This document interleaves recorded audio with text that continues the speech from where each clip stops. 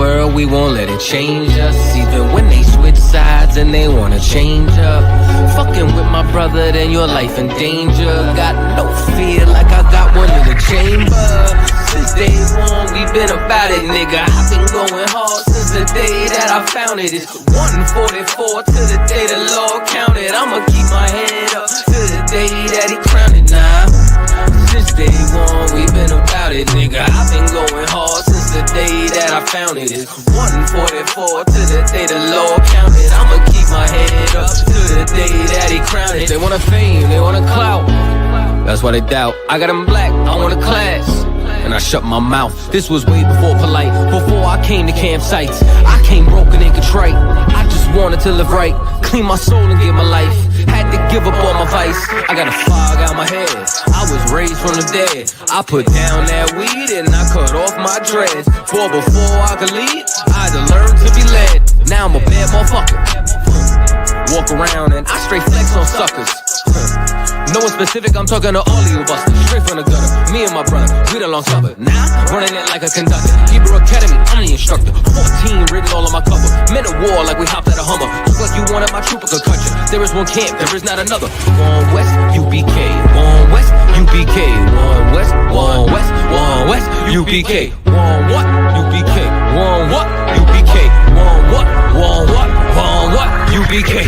Me and all of my Oyes, hold it, shit down, right here, all day. Shalom, wagwan, sa, passe, is we, damn niggas, yatu, sabe, hey. We gon' change the world, we won't let it change us. Even when they switch sides and they wanna change up. Fucking with my brother, then your life in danger. Got no fear like I got one in the chamber. Since day one, we been about it, nigga. I've been going hard since the day that I found it. It's 144 to the day the Lord counted. I'ma keep my head up to the day that he crowned it now. Since day one, we been about it, nigga. I've been going hard since the day that I found it. It's 144 to the day the Lord counted. I'ma keep my head up to the day that he crowned it.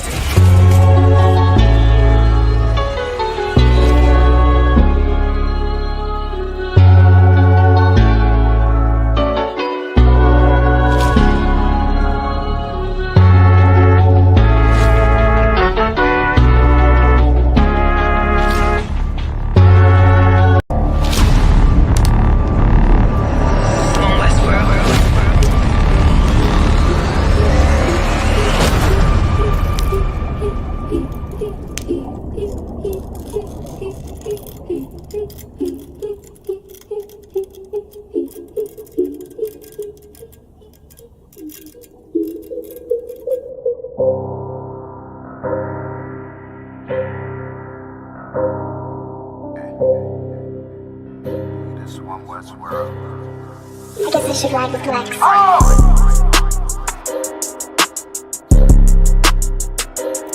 They talk about man. Oh. Yeah, it's about time, so don't curse it to our enemies. You can try to run where you going, it's your destiny.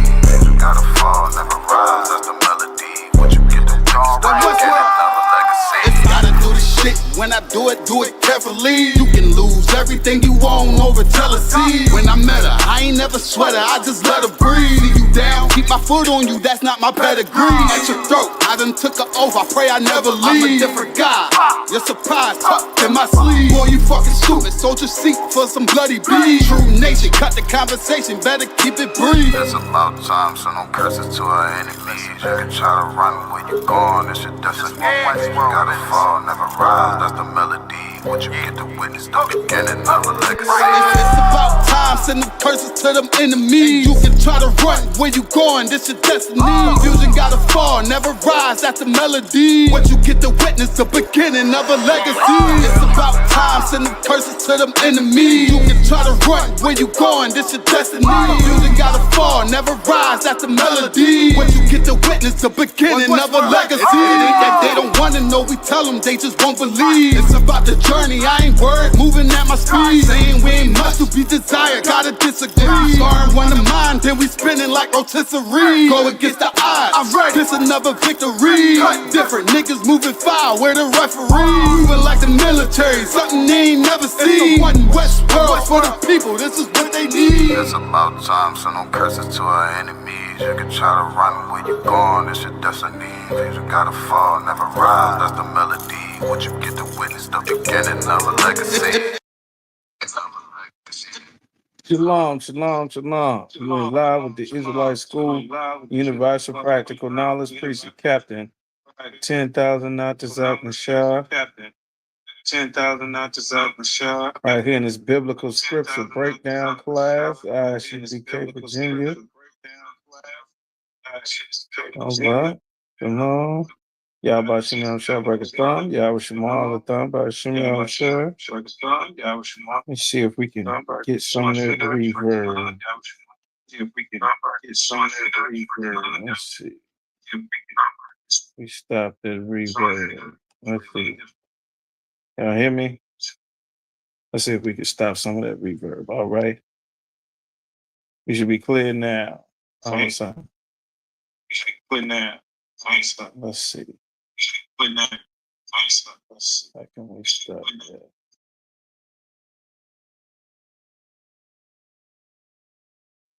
Okay. Shalom, shalom. Okay. Shalom, shalom. Okay. Okay. Okay. Says you getting one west. I'm hitting reverb. Okay. Let's see. All right, tonight. All right, shalom, shalom, sisters. Yeah, shalom with us, Shem Shah. Everybody, a moment to get in here.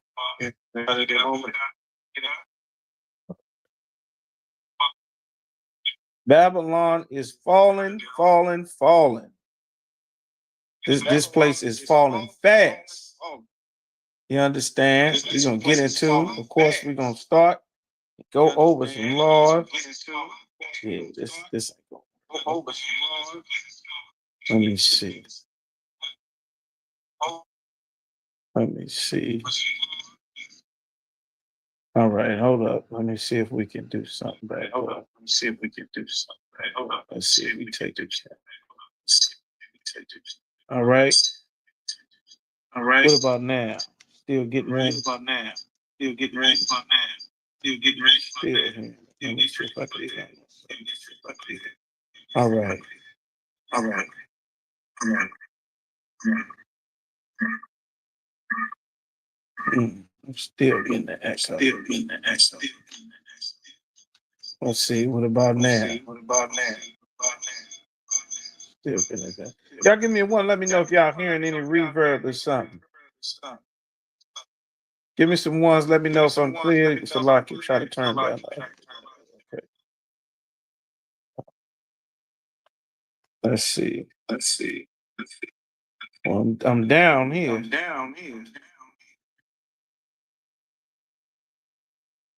Well, now, shalom.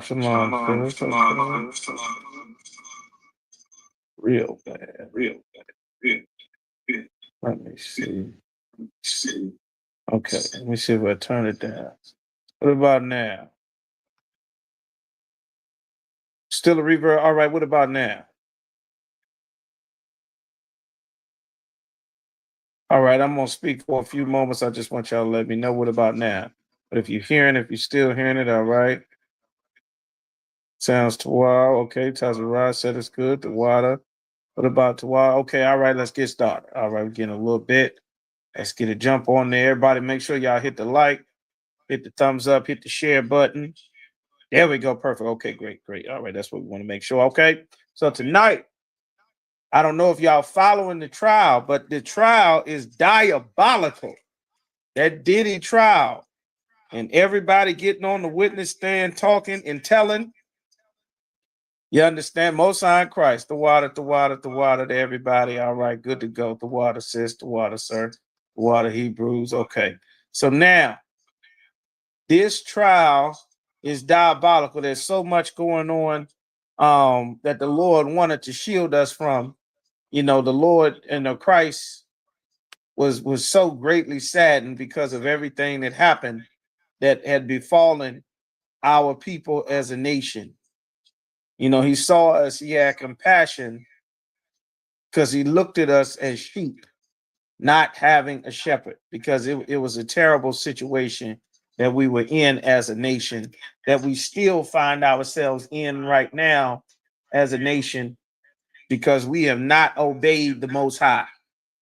And it's put us in a terrible, terrible position. Another sister, unfortunately, not a young sister, man, young sister full of promise, Issachar or Zebulon, went to Esau's military, where none of our people should go, but definitely no sister should be trying to get her life and career started in Esau's military. I know it's a very popular thing to do in Virginia, in Norfolk, to join Esau's military and get stationed down there. But number one, the Lord does not approve of us joining another nation of people. It makes the Lord angry. And in the Lord's anger, terrible things end up happening to us as a people. And we've been suffering terrible things many, many generations over and over because of our poverty, because of the fact that our leaders have failed to teach us what God requires so that he can protect us and we not left to the mercy of our oppressors anytime an evil king rises up in this land that decides that he just wants to hurt us for his own enjoyment. You understand? So this young sister, I want to get her name to bring up there to start the class with her. A young sailor. She was in Esau's Navy, just like another young sister. Missing Latina sister, sister 21 years old, Angelina Resendez. You understand? Young, beautiful sister, full of life, full of promise, well loved. Sister goes missing. Of course, they find her body somewhere in a river, in a ravine, in a park somewhere. You understand? May our sister rise again and get a shot of her so everybody can see it. You understand? This is not the first sister, and it will not be the last first sister or brother until we separate ourselves from our oppressor's world, from his culture, from his military.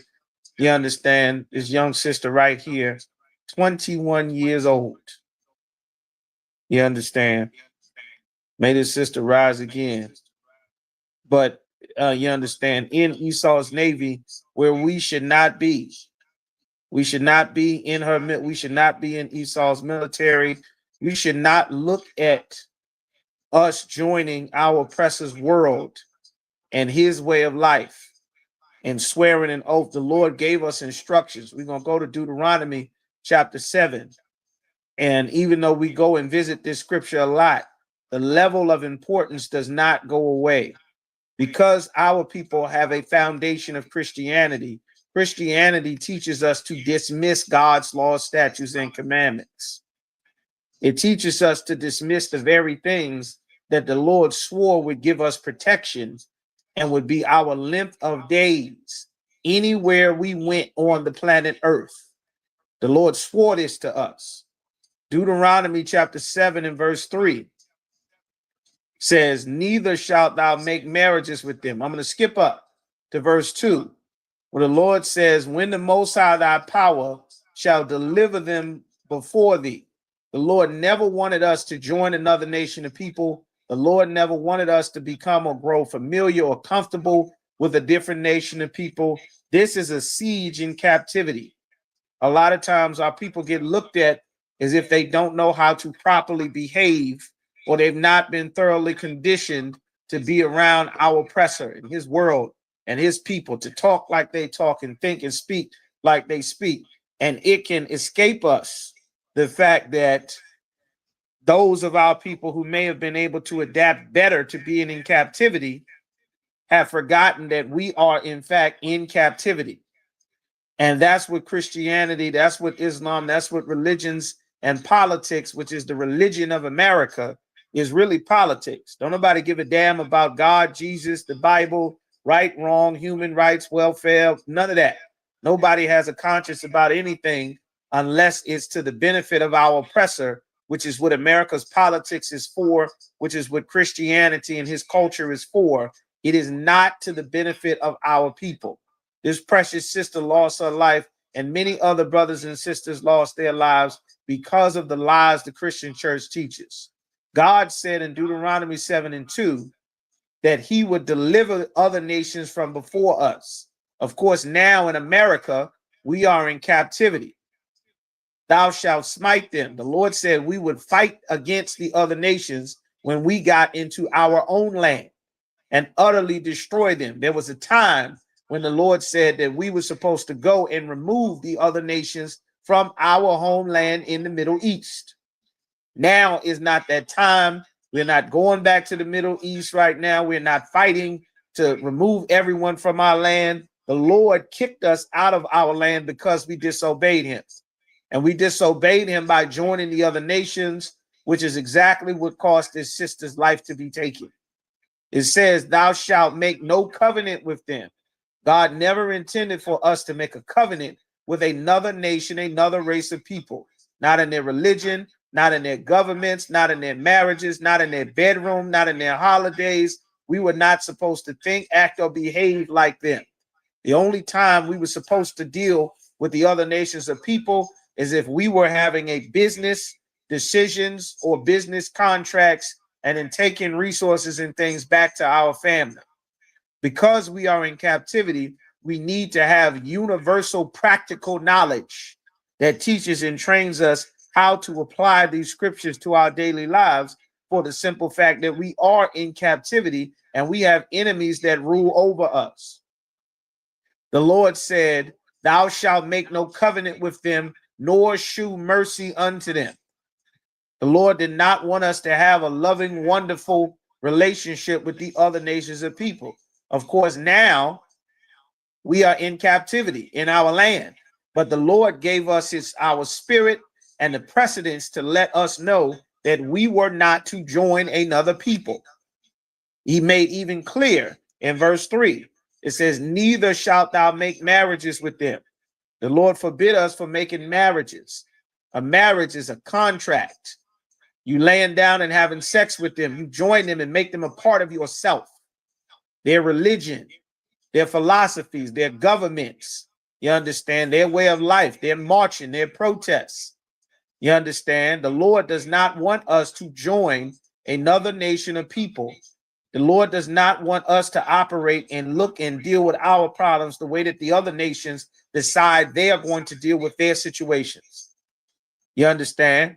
Neither shalt thou make marriages with them. Thy daughter thou shalt not give unto his son. We were not allowed to do this. This is against interracial marriages. This is against mixing and mingling and integration. That is anti-Christ. Nor his daughter shalt thou take unto thy son. Why? Verse 4, for they will turn away thy son from following me. And we've been driven further and further from following the Most High because we integrated. We learned a lot of the cultures and things. That's why this class is getting ready to segue into a lot of these things that's the topic. We learned a lot of the culture and the way, you understand, which Diddy is on trial for right now by joining these other nations of people. This is the consequence that comes with integration, with marrying another people. It said they will turn away thy son from following me, that they may serve other gods, the gods of the dreadlocks, growing dreadlocks. You understand? The worship of the Hindu goddess Shiva, right along with smoking weed, the ganja plant. You understand? All kind of gods, the alternative lifestyle gods. That god of smoking weed, Shiva, is a trans god. You wonder why the trans community and the LGBT community got such a strong representation with Medea and Big Mama and everything else. Smoking weed, married ourselves and left the door open for all manner of evil and wickedness, gods that our people knew nothing about. You understand? You start to get high. Everybody listening to the tapes, listening to the court trial with all of the women that Diddy that is on the stand testifying about their relationships with Diddy. They talk about Diddy getting them high. Take this pill, take this drug. That taking pill culture to get high and have a good time. That is the oppressor's culture. He was the pill head in the 50s and the 60s. That was his culture, the farm party. Get a bunch of prescription medicine together and drink it and crush it up and put it in a bowl and put it in your veins and snort it up your nose. That's his culture. It's been twisted to make it seem like it's black culture using hip hop music and the damn blaxploitation movies ever since the 70s because we joined our oppressors. That's how big a problem this is. That's why the Lord wrote it so many times all throughout the scriptures. The Lord said that they may serve other gods, so will the anger of the Lord be kindled against you and destroy you suddenly. That's when we lose our lives, our homes, our towns, our cities, our sons, our daughters. You understand? The Lord did not want us to look at their customs and cultures with any sort of favor and reverence. You're not supposed to look at a church or the mosque or the Jewish man's culture or St. Patrick's Day or anyone's holidays or something as though it's something special to us. Christmas, Halloween, Thanksgiving, their award shows. These things are not something that we're supposed to worship and look at as something so great and special that we'll be willing to compromise ourselves and our integrity in order to join and be a part of their world. Now, this Cassie was not a sister. She's a heathen, a Filipino, something like that, some Asian, some Moabite. She is not one of us. But the other sisters that are testifying with their simultaneous relationships with Diddy in this Diddy trial, there's a lot to learn from these things. That's why we have a series called What Does the Prophet See? What's Beef? Sad, hard lessons. And we're going to go over in the scriptures how these things come about and how such a detriment of having the word of the Lord put inside of us and taught to us ends up costing and putting us in such terrible situations that if we were properly taught or trained at any point in time the way that the Lord said, a lot of these things and the heartache that we suffered as a people could be absolutely avoided. All right. We're just using that as an example. All right. Okay. All right. So now what we want to do, the Lord said, but thus shall ye deal with them. Ye shall destroy their altars. At one time, we were physically supposed to do this when we came into our land. Our communities, our homes, our minds, our families are not supposed to be havens for the gods and the customs of the other nations of people and break down their images. We're not supposed to reverence their images, not their flags, not their gods, not their statues, their religious quotes, their preachers, their prominent religious figures. You understand? We're not supposed to worship or have them in any high regard amongst our people. You understand? The Lord said, be ye therefore holy, as your Father in heaven is holy, meaning be separate. You understand? The Lord said, break down their images, cut down their groves, their religious places where they go to hide and do their secret sacraments and their sacrifices on Epstein Island, in the Bohemian Grove. All these things that you see your rappers talking about and different things, these things are from ancient cultures of the other nations of people that God had always told us to be separate from and burn their graven images with fire. At one time, we physically set them on fire. At this time, we spiritually burn them up. That's why we go to camp and we tie a rope around the Virgin Mary and we slam Santa Claus on the ground and we step on that picture of Caesar Borgia as soon as we walk into our schools. And we don't reverence the Quran and Muhammad as he had sex with children and everybody look at him like a damn prophet while they marry little babies in elementary school to grown pedophiles with the Lebanon child brides and everybody in the black community talking about Islam like it's so goddamn wonderful when the leader of the whole damn religion was a notorious child abuser. You understand? The Lord said, why did God say this to us? Verse 6, for thou art a holy people. This is the reason why. Unto the Most High thy power. This God of the Bible is to give you strength. This God strengthens you. Like democracy strengthens our oppressor. Christianity strengthens our oppressors to make white people strong, to help them deal with their issues, to help them justify their crimes and atrocities and robbing and stealing and murdering. Christianity helped them. The mafia was Christian. The Irish mob was Christian. The Italian and German mob was Christian. Hitler was a Christian. Joseph Stalin, Napoleon Bonaparte, Queen Bloody Mary, the Spanish Armada, the British Empire, the slavers, the Quakers, the Jesuits, the Pilgrims. You understand? All of them police that beat that brother Robert Brooks to death in prison were Christians. Derek Chauvin, who put his knee on George Floyd's throat for 10 minutes, he was a Christian. Them people who executed Sonia Massey in her kitchen, they were Christians. God wants you to look at Christianity as something awful and disgusting, to break it down from your people and your mind. You understand? God wants you to look at what these other nations have done to us, what Islam and the Arabs have done, all the castration and abuse and all the evil that they've done, ruling over the top of us, opening up stores and businesses and robbing our communities blind, setting up false gods for our people in our communities. You understand? The Lord is against them for that, and he's going to bring them all into World War III. That's why you're seeing the king, the pharaoh of America, Donald Trump, overstepping state boundaries. The governor is supposed to control the National Guard. He is the king of the state. He's the governor. The National Guard is his to command, whoever's the governor. Well, the president of the United States of America, Shalom Yatawab Shara, all right? The president of the United States of America overstepped his boundaries by deploying the National Guard against the authority of the person who controls the National Guard. Legally, he is not supposed to do that. He even doubled down and deployed the United States elite killing force called the U.S. Marines. He deployed them in addition to the army to go and protest and threaten and police American citizens. This is the downfall of the empire. This is Adolf Hitler. This is Saddam Hussein 101.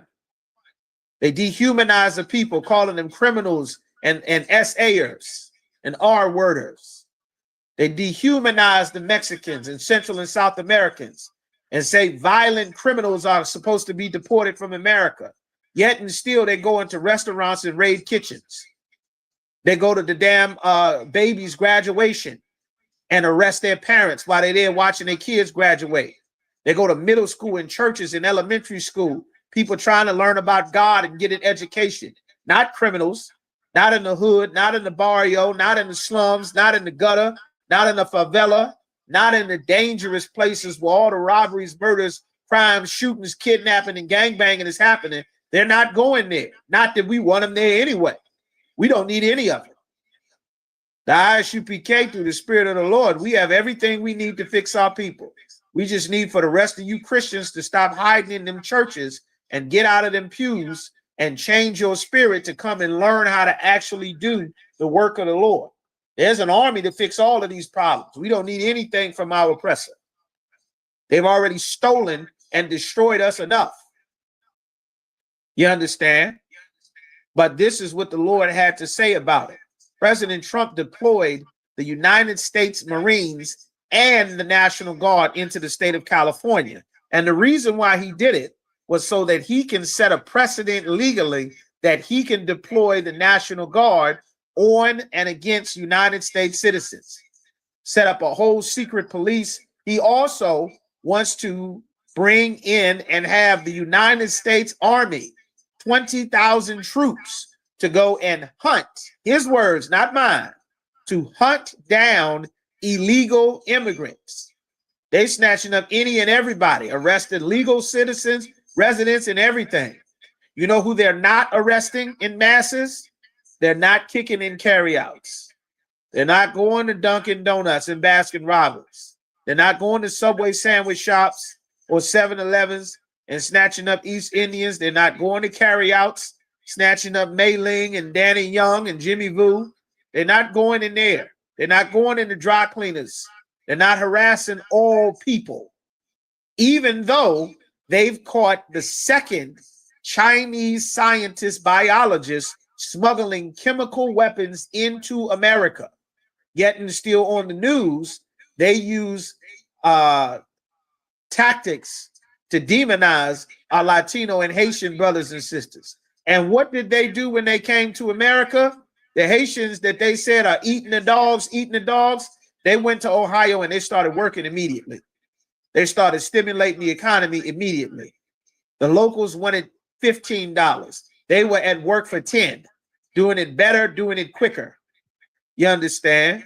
That's what sparked the whole outrage out there in California.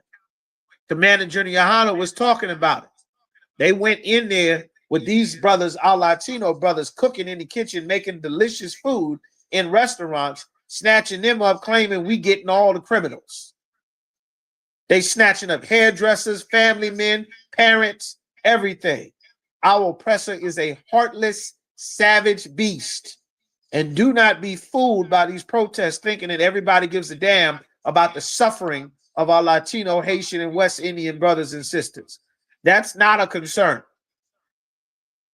That's a political motive for protesters to go out and loot and destroy stuff so that we get more of the blame in the end. That's the purpose. You understand? That's the purpose. The same thing that happened during the Black Lives Matter movement. They went and it was about George Floyd and about black people being abused by the police. Next thing you know, there's Palestinian flags and protests. There's anti-Israel that mixed into it. The whole thing ended up being about the LGBT, trans rights, lesbian rights, alternative rights. They put a rainbow flag with the black fist up there. And now, because you don't know how to protest, you think marching on the street holding a sign like Martin Luther King is a protest. And now what happened? They take your whole movement, use you as the scapegoat, bust your head open, send the Marines out, unalive you, throw you out the damn country like a criminal.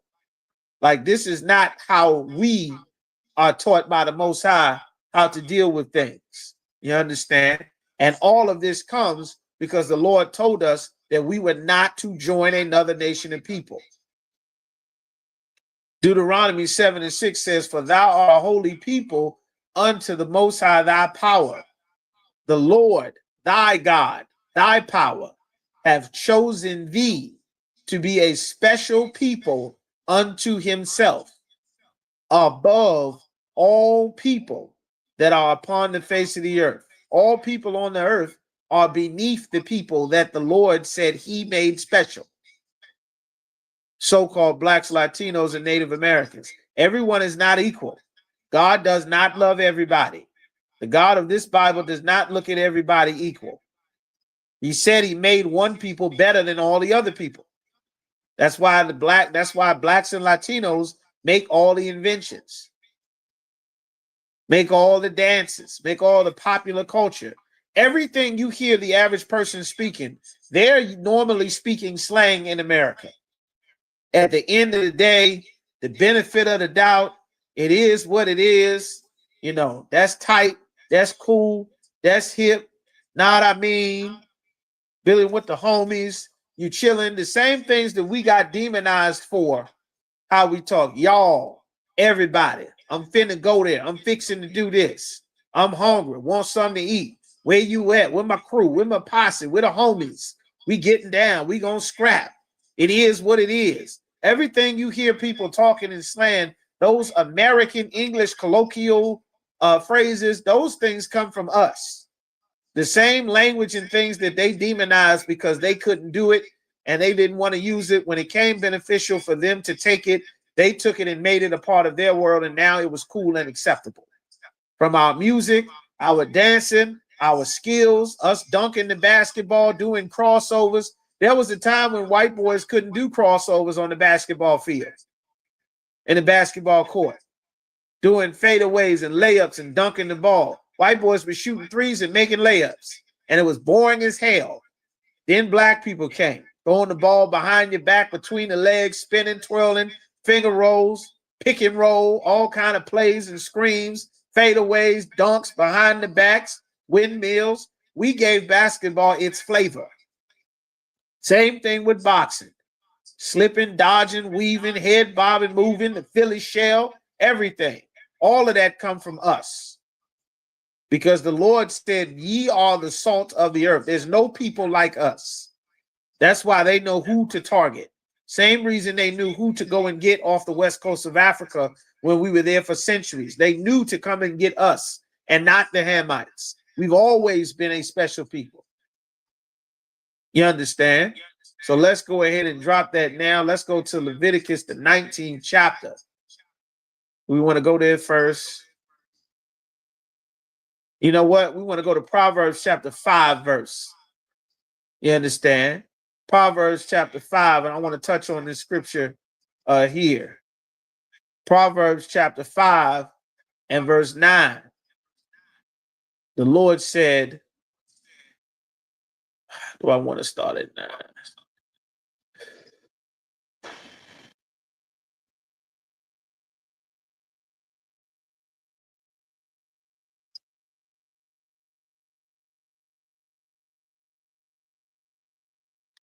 I might not need. So let's start at, let's do Proverbs 5. Let's start at 5 and 1, and then we'll go to Leviticus, the 19th chapter. All right. Proverbs chapter 5, verse 1. You understand? The book of wisdom. Learn some wisdom. Right now, the Lord said, wisdom and knowledge shall be the stability of our times. We are so unstable as a people because we don't have the wisdom and the knowledge that the Lord gave us. You understand?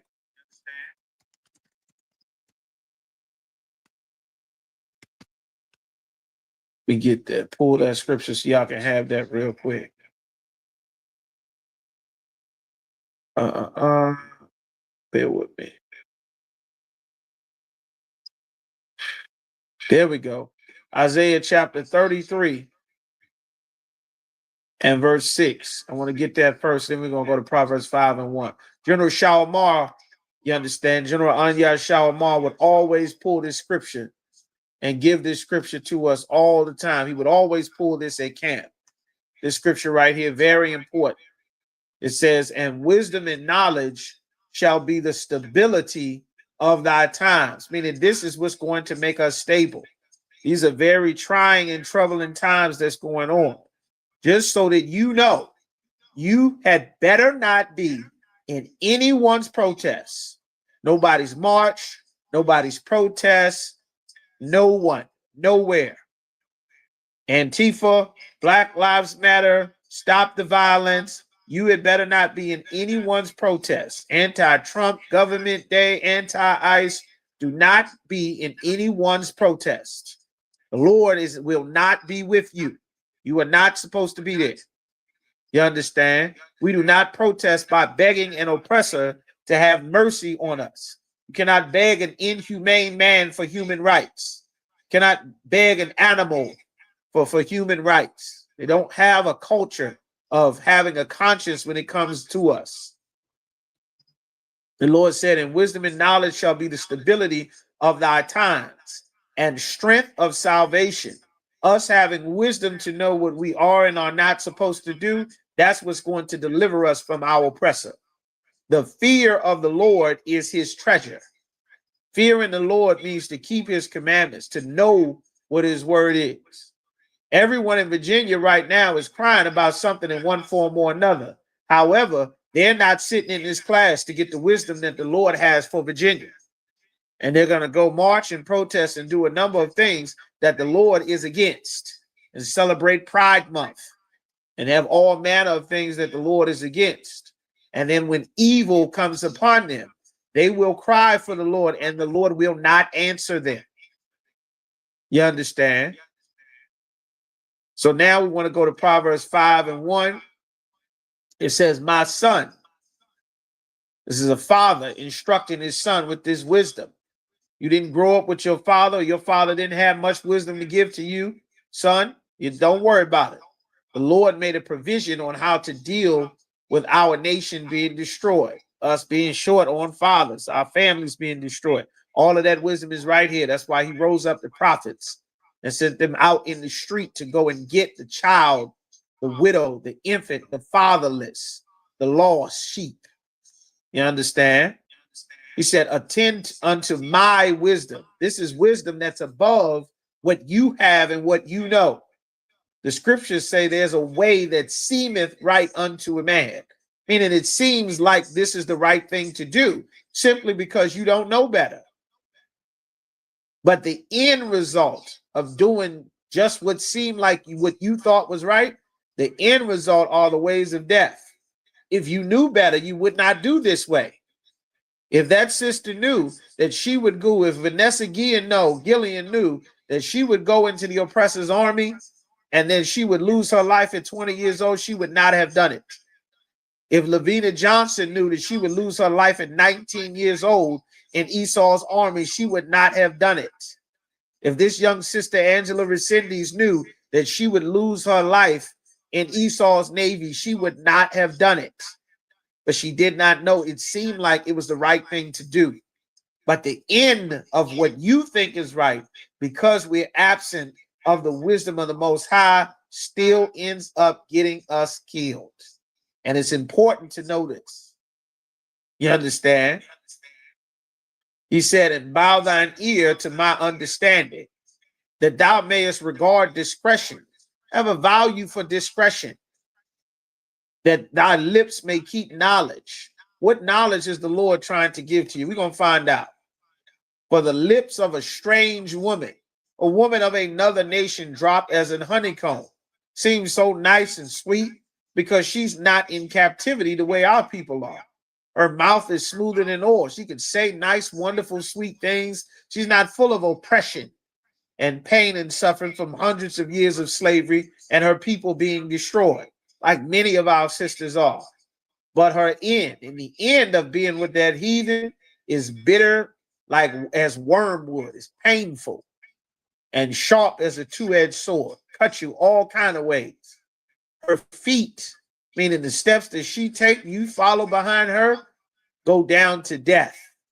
Her steps take hold on hell, meaning the steps that she's walking is going to lead you to a terrible place. Right now, Diddy is in a terrible place. He did not have discretion. He did not have the wisdom of the Lord. He grew up in the Roman Catholic Church. He's doing what he learned from church.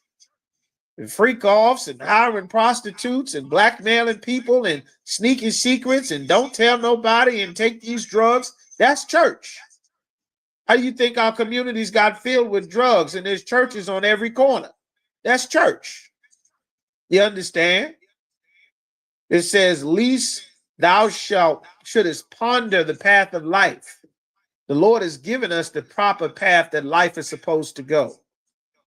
Her ways are movable, that thou canst not know them. You can't know the proper path that life should go. You trying to figure it out. Tons of our people trying to figure it out. They're in politics, trying to figure it out. They're in religions, in church. They're getting high, trying to gain enlightenment. They studying Islam, studying all the religions. A brother told me, he said, I study all the religions. I've been studying the religions. The Lord said, you understand, you could be ever learning and never come into the knowledge of the truth. So many brothers over the years of my service to the Most High under Commander General Yohana, after so many years of hearing brothers say, yeah, I study this, I study all religions, all customs, all cultures, but none of that gives you your identity and tell you which one is for your people. You understand? It's useless to have the knowledge of everybody's religion and you be on the sideline and not building up your people. Every other nation of people made a religion for themselves. You learning about their religion does nothing for your people. You understand? So he said, hear me now, therefore, O you children, and depart not from the words of my mouth. You understand? I'm gonna skip down to verse 9. It said, "Least thou give thine honor unto others." The honor that others are not supposed to have. The other nations aren't supposed to get the honor of you fighting for them, of knowing how good of a fighter and a warrior you are for Esau's army and their military and their navy, how good of a soldier and a sailor you are, how dedicated and strong you can be under their program. They aren't supposed to have the honor to have you running their ships, cooking their food, feeding their troops, fighting and killing their enemies, running and doing administrative duties so they can fly and travel around the world and subjugate the planet under white supremacy and Christianity, under the mark of the beast. You put a mark in your hand and a mark in your head with the philosophies of America to go and fight for white supremacy exported across the planet. The shameful thing, like that brother in charge of AFRICOM, General Langley, a general in charge of Africa Command, trying to convince dark-skinned people who are not black people in Africa to not do what's in the best interest for their people and their country with their gold and their oil, to do what's in the best interest of the white men who enslaved his people for hundreds of years, that he proudly wears their uniform and their medals after destroying decades of lives for America in Esau's army. And then guess what Donald Trump does? Fires him and puts a white man in charge of the dark-skinned people coalition in Africa on behalf of the United States. All of that service, all of that getting blown up and shot at, watching your buddies die, get ripped up by the Taliban, and bombs bursting and losing your eyesight because the desert that ruined your sight in Vietnam and Korea, all kind of skin problems, your digestive tract shutting down, PTSD, waking up thinking Charlie coming to get you. You're hearing helicopters, seeing bomb blasts. You understand? Wilson and got shot up. You watch him die in front of you. All them decades of giving your strength and your years and your youth to the crew just for them to cast you away, just for you to get deported out of the country like our Mexican and Latino brothers serving in the United States military in their full military uniform, deported back to Mexico. Talking about, let me come back home. Like we were never supposed to give our years to the crew. They lied and used, for everybody, just to clarify this. You understand? They're not deporting any other veterans. They're not deporting veterans in masses back to the Middle East where their family comes from.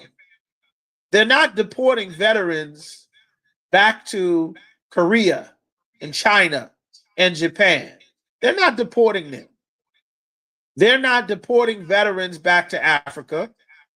They come from Nigeria and Ghana and Sierra Leone and all these countries. They're not saying you got to go back to the land where your great father came from or where you came from as a child, when you were getting refuge from being a damn child soldier or some African warlord hired by the French or the British or the Dutch so that they can continue to steal all the cocoa beans and rubber and oil and gold out of your country. And you got snatched up as a child soldier by some damn warlord that they funded. That's not who's getting deported. This is who's being deported. Manuel, Javier, Jose, Escobar, Castillo. You understand? That's who's being deported. Lopez and Santiago. That's who they're deporting. A people who give their blood, sweat, and soul to run America. This is who's getting deported, y'all. This is United States veterans. All the medals on their chests of how they fought for America, all kind of PTSD and damage they done suffered fighting in America. This is who they deport. You understand? This who getting deported. This who getting deported right here. Santiago getting deported. Arroyo and Gutierrez and Gomez. This is who they deport. In full United States Army, Navy, military. This is why the Lord told us, do not give our years to the crew. Our oppressor despises us. The problem is our Latino brothers and sisters come to America And they work very hard. Our people work very hard. And even under harsh conditions, the same problem the Egyptians had with us, we thrived. Even though we suffered greatly, we still found a way to thrive and survive. And it pains our oppressor to see us doing so well. That's why you cannot be fooled by these protests thinking everybody's enraged because their gardener is getting deported. The guys at Home Depot that's going to do their basement for 1/3 the cost of a licensed contractor and 1/3 the time, and it'd be 3 times better. They're not upset that they're getting deported. They're upset that their comfort in their white society is being challenged by a people who is telling them that they may not have as many rights as they demand that their forefathers died for. That's what it's about. You understand? That's what it's about. All right. Yeah, no sweat. That's what it's about. All right. I got you. Turn. Okay. All right. The water. All right. Let's see. Standard deck. That's what it's about. Don't be fooled. Everybody will talk. Don't be fooled and think that all of a sudden everybody loves and cares about you. Everybody does not love and care about Blacks, Latino, and Native Americans. This moment is for those of our people who are angry and frustrated to finally hear the word of the Lord while they are in hurt and pain. The scripture said the Lord is nigh unto them that are of a broken and contrite spirit. The Lord is doing these things to shake up and prepare for the fall of America. Our oppressor knows that their empire is coming to an end. That's why Donald Trump is doing everything he can to try to restart America back to its purest, whitest, greatest form. He's reinstating all the racist monuments and all the racist Confederate generals, all of those bases who had the name changed, the statues and historical places whose name was changed because they were named after racist Klan members and rebel leaders in opposition to America with the Confederacy. All of that is being restored because they were not willing to throw their gods away. They're not willing to throw away their custom and their history so that they can make somebody else comfortable. Now, their people are realizing that Donald Trump is way beyond what they were actually thinking. He's planning on doing things that's beyond just their level of arrogance and hatred of seeing you and your people thrive just a tiny bit. He's going beyond that. You understand? He's planning to do what Adolf Hitler did. This is exactly what Hitler did. You understand? And this is even furthermore, now if you were in Esau's army and the Marines, they get ready to deploy you to go now and do harm to your own people right here in America.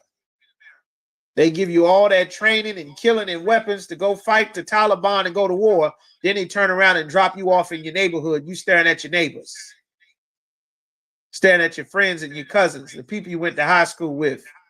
And the grocery store, you go and get your bakery and your salads from where your mom goes to shop, and the car wash. That's who you being a Marine against right now. Just it goes to show you the Lord was right when he gave us these instructions.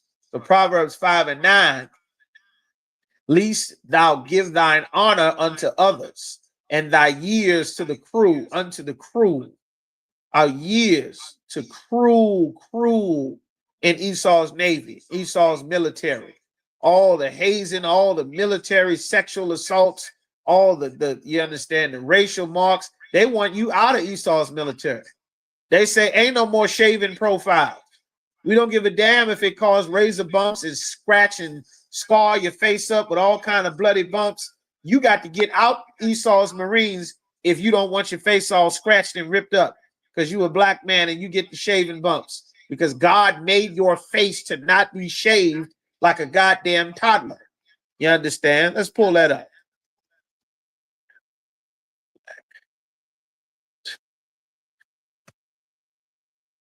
The shaven profile was to directly target black people because you disproportionately end up destroying your face for the damn shaven profile, your grooming standards. Esau want to strip you of your humanity, to destroy you. You understand? There's nothing about it. Black man. Let's see. Black man. Let me get this pulled up.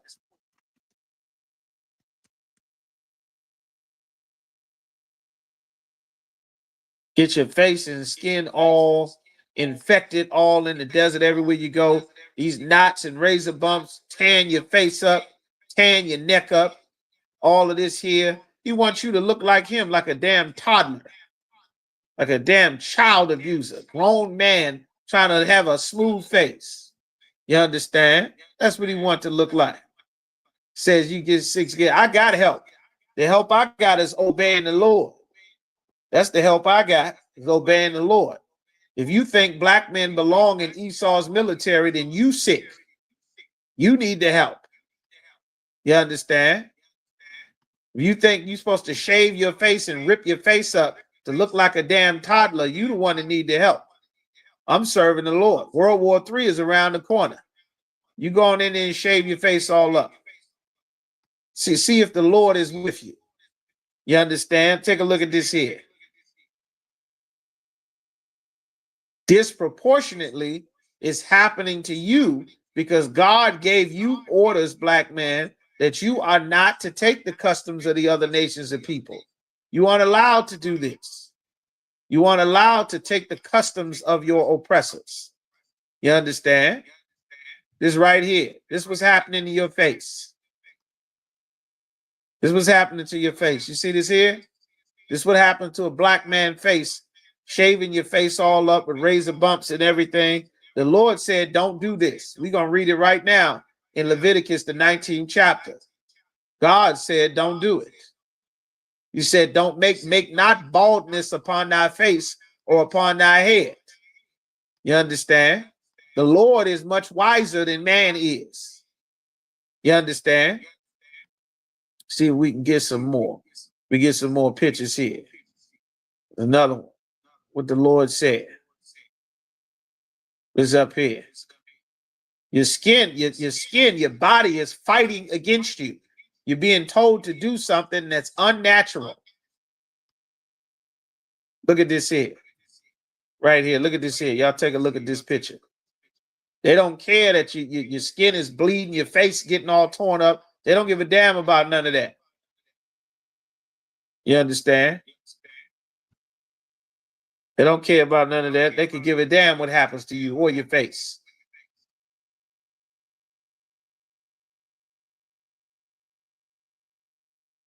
The Lord said, don't give your years to the crew. They made an exception for it because they seen that it was a medical problem. But they don't give a damn you got a medical problem. They want you to suffer because they despise you. You understand? The Lord said, lest strangers be filled with thy wealth. Proverbs 5:10. And thy labors be in the house of a stranger. Some foreign nation getting all of your labors, all your works. The Lord said, don't do this, man. That's a dangerous thing. We got to get up out of our oppressor's world and his military. You understand? Don't disappear or desert. Finish your contract. Finish the term. Do not re-enlist. That's what you do. Finish your term and then get out. You understand? And go and join the military for your people. That's what you do. Get in the ISUPK. Learn to actually fight for your people. You understand? All right, so let's get some more on that. Let's go now to Leviticus chapter 19 and verse 1. Leviticus chapter 19 and verse 1. Let's pull this up here. Leviticus chapter 19 and verse 1. It says, and the Lord spake unto Moses, saying, speak unto all the congregation of the children of Israel, Everything talking about the children of Israel. And say unto them. It didn't say unto everybody. It says say unto the children of Israel. This is a message for this one family of people, not all people that are upon the face of the earth. Just his children. So you got to actually be a black man to understand what it's like to talk to your people. That's why most Christians don't understand the Bible, because they learn the Bible like an oppressor. They think that an actual snake talks, not the snake that's going to try to have sex with your woman when you go to work. That's not a boa constrictor. But of course, if you are an oppressor who has no flavor, no soul inside of himself, you're going to make the world believe that a damn anaconda was talking to a woman in a garden and she didn't scream for her life and get up and run away like any sister would do. You understand? So now, Leviticus chapter 19 and verse 2. Speak unto all the congregation of the children of Israel and say unto them, ye shall be holy. That means you should be separate. You're supposed to be separate. That means you cannot join the other nations of people. For I, the Lord, the Most High, your God, not everybody's God, not all gods, not the God of the Arabs, Africans, East Indians, and the white man. For I, the Lord, your God, am holy. I'm separate. I'm not for them. I don't make them strong. I want to make you strong so that you can rule over them. They have gods to make themselves strong so that they can rule over you. In life is about warfare. That's why he gave us this. Verse 3. Ye shall fear every man his mother and his father. That means you're supposed to obey your mother and your father. That's what it says in the Bible. And keep my Sabbaths, the high holy days, the Sabbaths, which is Friday sundown to Saturday sundown. The daytime of so-called Saturday is the Sabbath or the seventh day. I am the Most High, your power, your God. He keeps stressing that over and over again. You understand? Precept. How do we prove I'm the Lord your God? Your God. Amos chapter 3 and verse 1. That's how we can prove this. The Lord said it. Hear this word that the Lord hath spoken against you, O children of Israel, against the whole family. We are one family. Blacks, Latinos, and Native Americans, we are one family of people. Against the whole family that I brought up out of Egypt, which I brought up from the land of Egypt. I brought them up. This is my family. I didn't bring up everybody. Egypt was full of other nations of people, just like America is. God didn't deliver all the people out of captivity under Egypt. He delivered his people from captivity under our oppressors. Everybody else had to stay in Egypt. You only have I known of all the families of the earth. Who are the families of the earth? The Chinese, the Japanese, the Arabs, the East Indians, the Africans. You understand? The so-called white man, the Polynesians and Eskimos and Filipinos. These are families of the earth. The Lord said, I only deal with you. You are my family. You only have I known. Therefore, I will punish you for all your iniquities. See, if you're not a black man, if you're not Latino, Native American, you don't understand the concept behind your parents telling you, that's not my child. I didn't tell them nothing. I told you not to do it. See, that's black man talk. That's mom talk. You don't understand that. You understand? Because it's not written to you. It's not for you. It's not about you. This is how we communicate amongst ourselves. All right? And this is how our God communicated with us.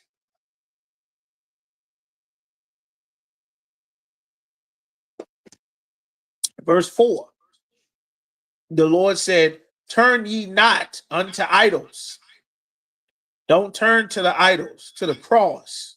or the Kaaba stone in Mecca, or to weed, or the dreadlocks, or to the American flag, which they worship in America, or the Confederate flag, or the Don't Tread on Me or Antifa flag. They worship them flags. They'll take your life behind them flags. That God bless America, America is a God that they worship. You understand? All right. It says, turn ye not unto idols, burning sage, trying to ward away evil spirits, putting crystals around your neck, trying to get magical powers from crystals. The Lord said, don't turn into an idol, nor make yourselves molten gods. A molten god is a statue, something of metal that you're going to worship, like a statue. Don't do that. I am the Most High, your power, meaning I'm your God. You understand? All right. So we got some scriptures about offerings. We're going to skip down. All right. Let's see. We're going to skip down to verse 9. Everybody give me a 1. Let me know you're still there. All right. All right. While we at it, make a good time. Let's take a quick moment here. All right. Hey, listen, brothers and sisters, man. If you like what you hear, hit the subscribe button, man. Subscribe to this channel. And also, please go to ISUPK.com and pay your tithe. Drop me some cash so we can move around this planet like we need to, man, and do the things we need to do. They're one West. They're one West. They're one West. They're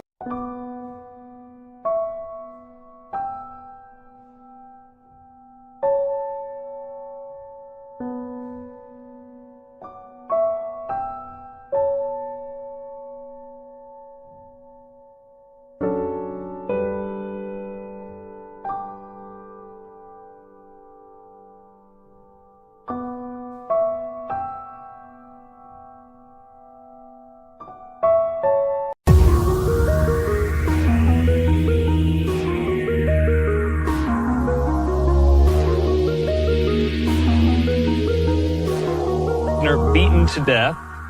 Correction officer.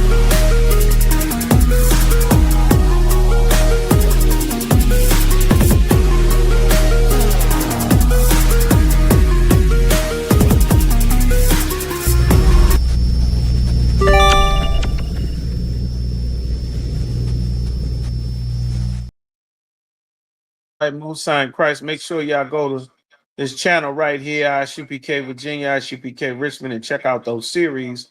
They always get away, sad, hard lessons. You understand? Make sure you check them out. Like, share, comment. All right, Most High in Christ.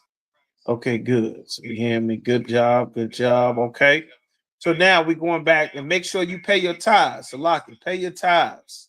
ISUPK.com, 10% of any penny of any increase the Most High gives to you.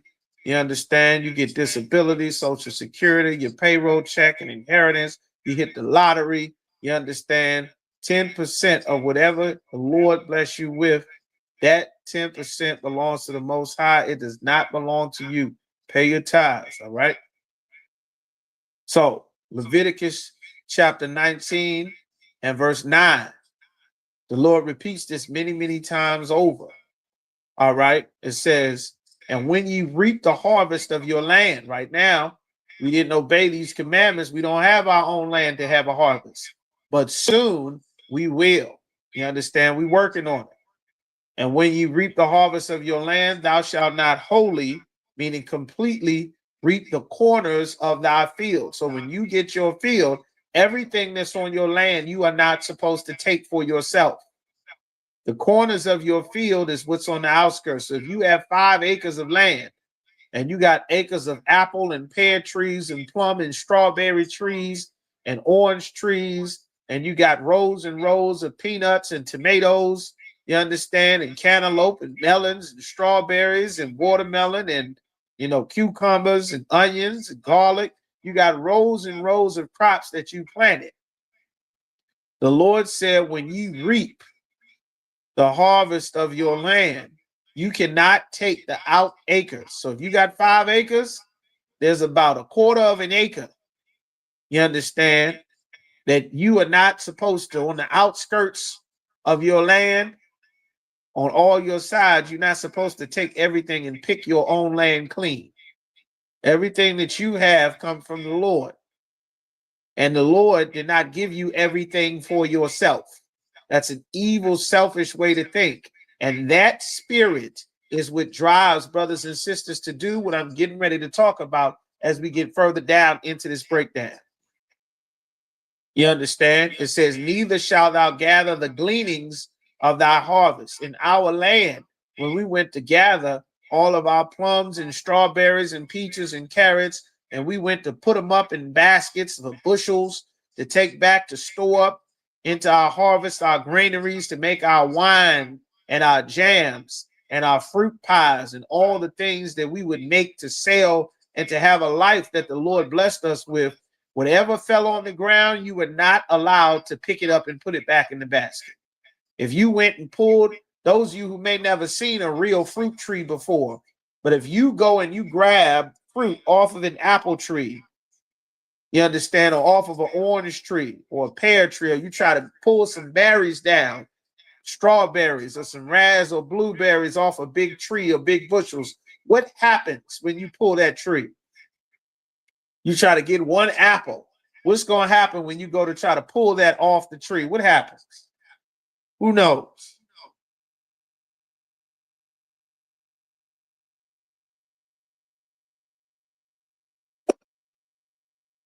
What's going to happen when you pull that tree? You're trying to get the apple, you're trying to get the orange. There you go, DeBar. That's right. You understand? You pull for that one orange. There you go, sis. That's right on now. You understand? Where all the country girls at? There you go. There you go. You pull that thing and that branch snap back. That sucker get the snapping back. There's fruit flying everywhere. Everywhere. Hitting the ground, bouncing off the tree. The branch is shaking. That's right, sis. By the other fruits. The fruits is going to fall on the ground. Well, the Lord said that he was going to bless us. And when we went to go and pull some fruit down for ourselves, whatever fell on the outskirts of our land, you weren't supposed to do that. You weren't supposed to pick it up to put it back in your basket. You had to get another one from the tree. You understand? It was to teach us to not be selfish, to not do anything. And this is mine. I work hard for it. It's mine. I do whatever I want for it. That's the spirit the Christian church puts in us. And that's the personal salvation. Me and my God, my Jesus. You ever hear Christians say that? My Jesus. I got a personal relationship with Jesus, my Lord and Savior. That is a selfish, evil spirit. And it does terrible things. It teaches our people to put a terrible thing inside of us that will allow us to greatly compromise ourselves and the rest of our people, if it means being able to hoard everything to ourselves. This is written in the Bible so many times because the Lord never wanted us to have that greedy, grubby, grimy, selfish spirit. The Lord don't want us to be that way. That's why our families were so big. That's why our nation was so big. That's why he blessed us with so much. That's why he gave us these rules. You know what's happening right now and why these empires are falling? Is because the leaders of certain places, they take ridiculous, absorbent amounts of wealth and resources for themselves, and they starve entire populations of their people. They don't feed them. They get Bentleys and Rolls Royces and mansions and jets, and they get electricity and AC, and they'll leave the rest of their people to starve to death and die in the desert. Starve and die in Africa. Starve and die over here. Donald Trump will get billions of dollars, and the corporations will make billions and billions, and then pay you $20, $10 an hour, and then you have to pay all the other billionaires for a place to stay. Lights, gas, heat, water, internet, tolls, fees, taxes on your check, taxes on your car, taxes on your property, taxes on things you already bought. Like, that's an oppressor. You understand? The Lord was teaching us to be the best people on the planet by not being oppressors to each other. You understand? We are the ones that can be trusted with all the world's resources. No heathen can be trusted with the world's resources because they end up starving their people and starve everybody else. That's why the Lord said, I made one people better than all the other people that I created. God said that, not us. I didn't say it. You understand? So now Leviticus 19 and 10, it says, thou shalt not glean thy vineyard. Glean means to take whatever falls on the ground. Neither shalt thou gather every grape of thy vineyard. Don't pick the goddamn tree bare. Your apple tree shouldn't be naked. Your pears shouldn't be naked. You shouldn't take all the grapes. Everything from your vineyard you're going to use to make wine, all your cranberries, all your grapes. Don't take every last thing off the tree. You selfish, greedy Christian. It's not all for you. You understand? The Lord hated that spirit. He did not want us to have that spirit, and that is the exact spirit that is on Diddy. That's the exact spirit that's on all these billionaires, on Oprah. You understand? That evil spirit, that it's all mine. I work for it. I own it. It's mine. I do what I want. It's all mine. You can't tell me what to do with what's mine. That's a lie. God does tell you what to do with what is yours. The problems we have come from so many of our people refusing to do what the Lord said to do with what he allowed you to have. You understand? The Lord said you can't take everything from your vineyard. Thou shalt leave them for the poor and the stranger. Brothers and sisters that's poor and less fortunate, and a stranger. Brothers and sisters that's not from your land. Like this young sister going to Esau's Navy so that she can get her baking career. You understand?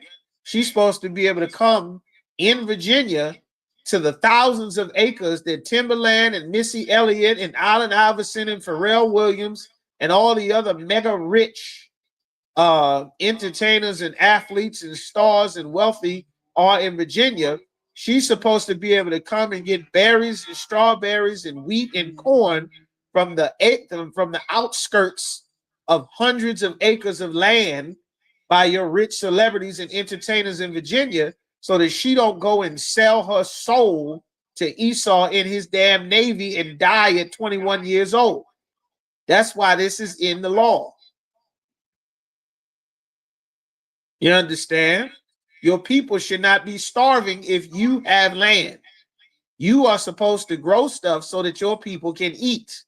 That's how the Lord set our society up. That's how it's supposed to be. The Lord said, leave them for the poor and the stranger. You are supposed to know that inside of your spirit, that inside of who you are as a people, that inside of you and your relationship to your God, the God of your fathers, the God of your people, that I cannot be selfish. I have to behave and carry myself a certain way with these resources so that the poor and the stranger and the infant and the widow and the fatherless are able to benefit from what God has blessed me with. You're supposed to know that. Not it's mine. You got to be willing to do whatever to get my money. You got to be willing to do whatever. That's a heathen's mind. That's an oppressor's mind. That's where Diddy learned that from. You understand? That's where R. Kelly learned that from. All right. The Lord said, ye shall not steal. Don't steal. Don't be a damn thief. Stealing all the money of your artists. Robbing everybody on the damn record label. That's all everybody had to say about Birdman. Nobody got paid. Everybody said about Diddy. Nobody got paid. The Locks, Total, Mace, everybody. Diddy didn't pay me. Baby didn't pay me. Baby didn't pay me. The whole damn record label collapsed. He wouldn't pay me. He wouldn't pay me.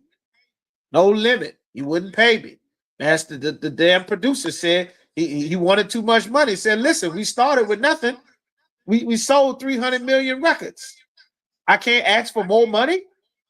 I still got to make, $100 an hour. When we done made, hundreds of millions of dollars, I can't ask for $70 an hour. I can't ask for $300 an hour. We making it. I'm doing the job. They say, well, I don't want to pay you that much. I'll just go be with somebody else. Before you know it, the whole damn thing fall apart. Like the Lord don't want us to have that grubby, greedy, selfish spirit. Not as a poor man and not as a rich man. Like the Lord didn't want us to be that people that would compromise ourselves and our integrity for wealth, for money, for a good time, for the opportunity to sit with the rich man. That's what they did with Diddy with them free calls. We can ready to get to it. We got about 10 verses left. The Lord said, ye shall not steal, neither deal falsely. Don't trick and scam everybody. Don't do that. The Lord said, don't do that. Don't hustle and scam everybody. You're not supposed to do that. That's a commandment. You understand? Neither lie one to another. The Lord said, don't lie to each other. Telling lies all the damn time. Don't do that. The Lord said, and ye shall not swear by my name falsely. Don't lie on the Lord's name. Saying God love everybody. Change the name of the Lord. You say you're going to do something and say, I swear by the Lord, I'm going to do it, and then lie about it. Neither shalt thou profane the name of the Most High thy power. I am the Lord. The Lord said, don't do that. Don't profane. Don't slander me. Don't lie and say I'm a white man. Don't lie and say God love everybody. You profane and lie on the Lord. You understand? God love you. God love the sin. You love the sinner, but hate the sin. You lie on the Lord. The Lord said, the scriptures say the Most High hateth sinners. Let the sinner change from his wicked way. That's what the Lord says. Verse 13 says, thou shalt not defraud thy neighbor. Don't scam and hustle. Don't defraud your neighbor. Don't sell them fake Jordans. Don't sell them fake leather. Don't sell them fake Rolexes. Don't sell them fake stuff. Tell them it is what the hell it is. Stop lying and scamming people. That whole hood, bootleg, scam, scheme culture that we developed, that does not come from us. That comes from the Jewish man. That comes from Esau, the gypsies, the scamming, talking all fair. Hey, let me tell you something, man. I got 20, you understand? We get it how we live, man. Come on, man. We will do this. Just take this here. Check this out. I got this here. You like it? Man, I give you a deal for it right here, man. It's 100% genuine Rolex. I give it to you, man. Niggas like, oh, you get it. It's ticking. It ain't work. The words falling off. This ain't no Rolex, man. This some old shiny thing. It's turning green. I done scammed them. I done got over on them. Yeah, the Lord don't love a man like that. That's evil in the eyesight of the Lord. You're going to scam, and one day you're going to scam somebody and they're going to put a bullet in you. Because the Lord don't love a man like that, a woman like that. He don't love a scammer. You understand? Alternative lifestyles is about scamming people, pretending to be a goddamn woman and you really a man. That's why a ton of brothers that live that lifestyle, they end up tricking some man and then they mess around and end up getting their life taken away from them for living that alternative lifestyle, trying to trick somebody to think this is a goddamn woman when it's really a man. Like the Lord said, before it even gets to that big of a problem, you supposed to have in your spirit that I'm not going to rob and scam people. I'm not going to defraud anybody. That's why the Lord got a law. A man cannot wear a woman's clothes. A man is not supposed to try to trick you to make you think that he is a woman. He's not going to dress like a woman. He's not going to talk like a woman. He's not allowed to be feminine like a woman, to act like a woman, to think like a woman, to dress like a woman, to try on woman's clothes, to paint his face like a woman, wear a woman's wig and nails and eyelashes and purses and heels. There's nothing about him that's supposed to be the goddamn feminine side. That is anti-Christ. That is anti-God. You're not allowed to do that. Same way a woman is not allowed to pretend to be a man, to act like a man, to talk like a man, to carry herself like a man, to try to dress herself like a man, to wear men's clothing. You understand? To be in a man's seat, to be the man of the house, to be the man in charge of the family. trying to pretend to be the man. Well, you call me uncle. You understand? With 2 5-gallon sacks of breasts on your chest, talking about you a goddamn man. Like, that's against the Lord. That's why so much evil happens living that lifestyle. So much domestic violence, so much passion of crime. You understand? So much court cases, so much incarceration. Even incarcerated, living that alternative lifestyle is an extremely dangerous and sporadic lifestyle. That's why they segregate you from the other damn prisoners and say, you're not supposed to be able to live no alternative lifestyle, because it's a very dangerous thing that gets involved. You understand? Like, the Lord was right. And we in the middle of this Pride Month, the Lord said there's a way that seemed right unto a man. Meaning it seemed like ain't nothing wrong with it. But the end of that way that you thought it was nothing wrong with, it conflicts with what the Lord said. And at the end of that way is a trail that leads to death. Guaranteed. Because the Lord done already said it. Way that seemeth right to it. All right. That's what the Lord said. There's a way that seems right. Proverbs chapter 16, verse 25, Proverbs 14 and 12. Let me give you that so y'all can write that down and take it in your notes. There is a way that seemeth right unto a man. Meaning, as far as a man can see, there's nothing wrong with this. But the Lord tell you what's wrong with something. You say, my ways are not like your ways. The end result is a way that's going to lead you to lose your life. All right. The Lord said, where we at? Leviticus 19 and 13 says, thou shalt not defraud thy neighbor, neither rob him. Don't steal nothing from him. Don't take the packages off his porch. Don't steal his bike. You understand? You know how many stories sitting in when you go and you watch the documentaries, they interviewing prisoners and stuff like that, and then you go and listen to them talking about their stories, and they say, hey man, what got you into this life? What led you to, to shoot and stab up and kill all these people, man? You know what, man? To be honest, white lady interviewing me from my jail cell covered in chains. It really all started when I was about, I was real young, my parents, I remember my parents bought me, bikes, and used to ride the bikes and the roller skates in the neighborhood. And, some older kids, they came up, from over on the other way. And I was just rolling, having a good time, me and my little brother, man. And them cats, they beat us up, beat me and my little brother up real bad. Took my bike, took my rollerblades, you understand, took the little watch my grandma gave me, and they really beat us up pretty bad. And from that day, I was like, you know what? It just like it did something to me, man. I was like, you know what? I'm not gonna let them victimize me like this, man. If this is what people think is acceptable to do to me, then maybe I need to start doing this to people so that I don't be a victim like this no more. And from that day, I just started hurting people. I figured, I'd have been hurt, and I think it's time for me to start hurting other people. Well, I got to be the one to get hurt all the time. Maybe if I start hurting people, I won't get hurt no more. And that's how it started. Started here and there, and went back and seen them. Just start hurting everybody. And eventually, the judge said, I wasn't supposed to do it. Here I am. I'm here. I'm in here talking to you. You seem like a really nice guy, Lawrence. I'm sorry it turned out for you, man.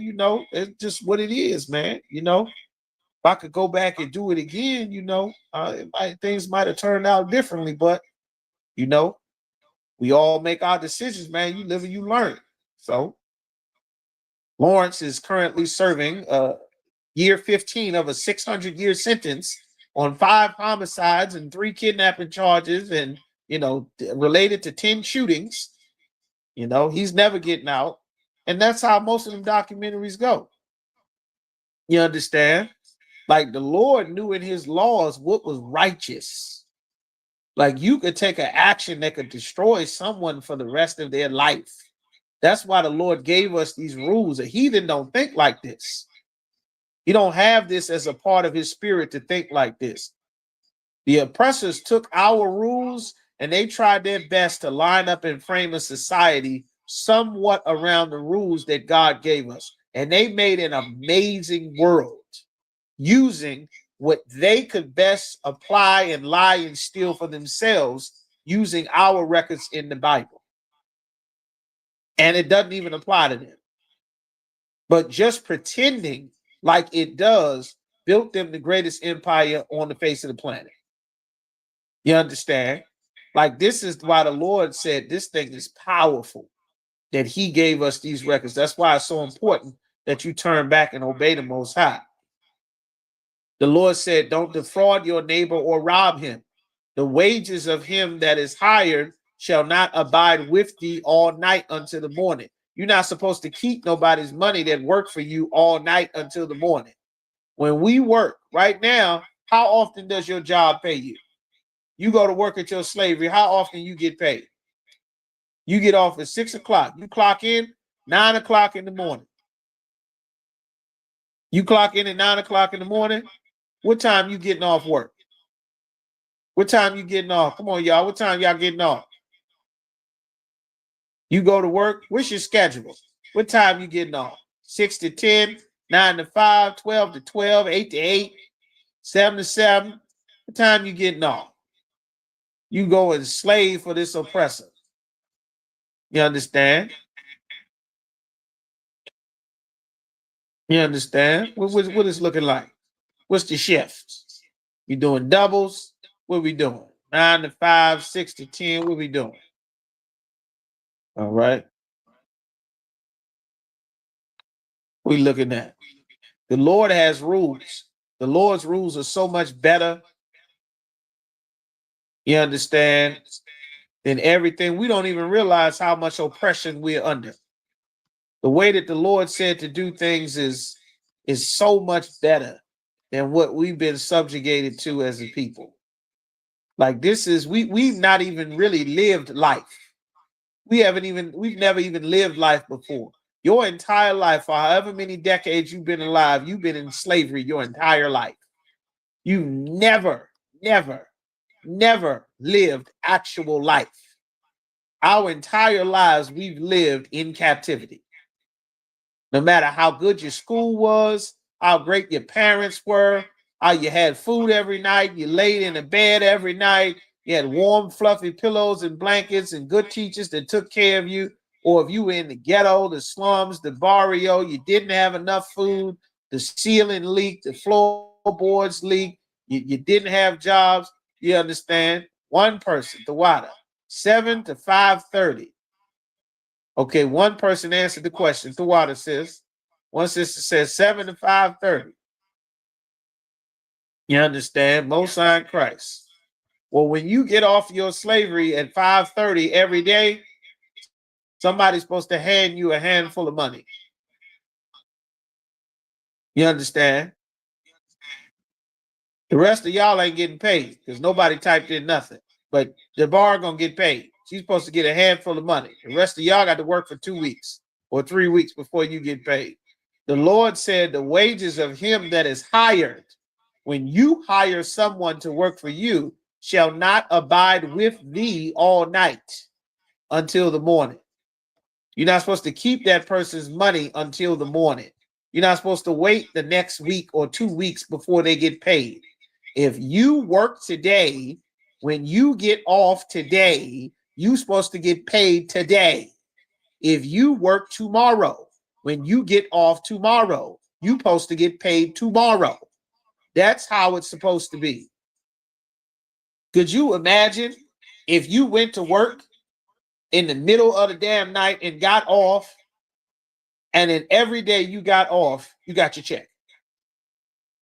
Says today you earned $310. Here's your $310. See you tomorrow. Could you imagine that?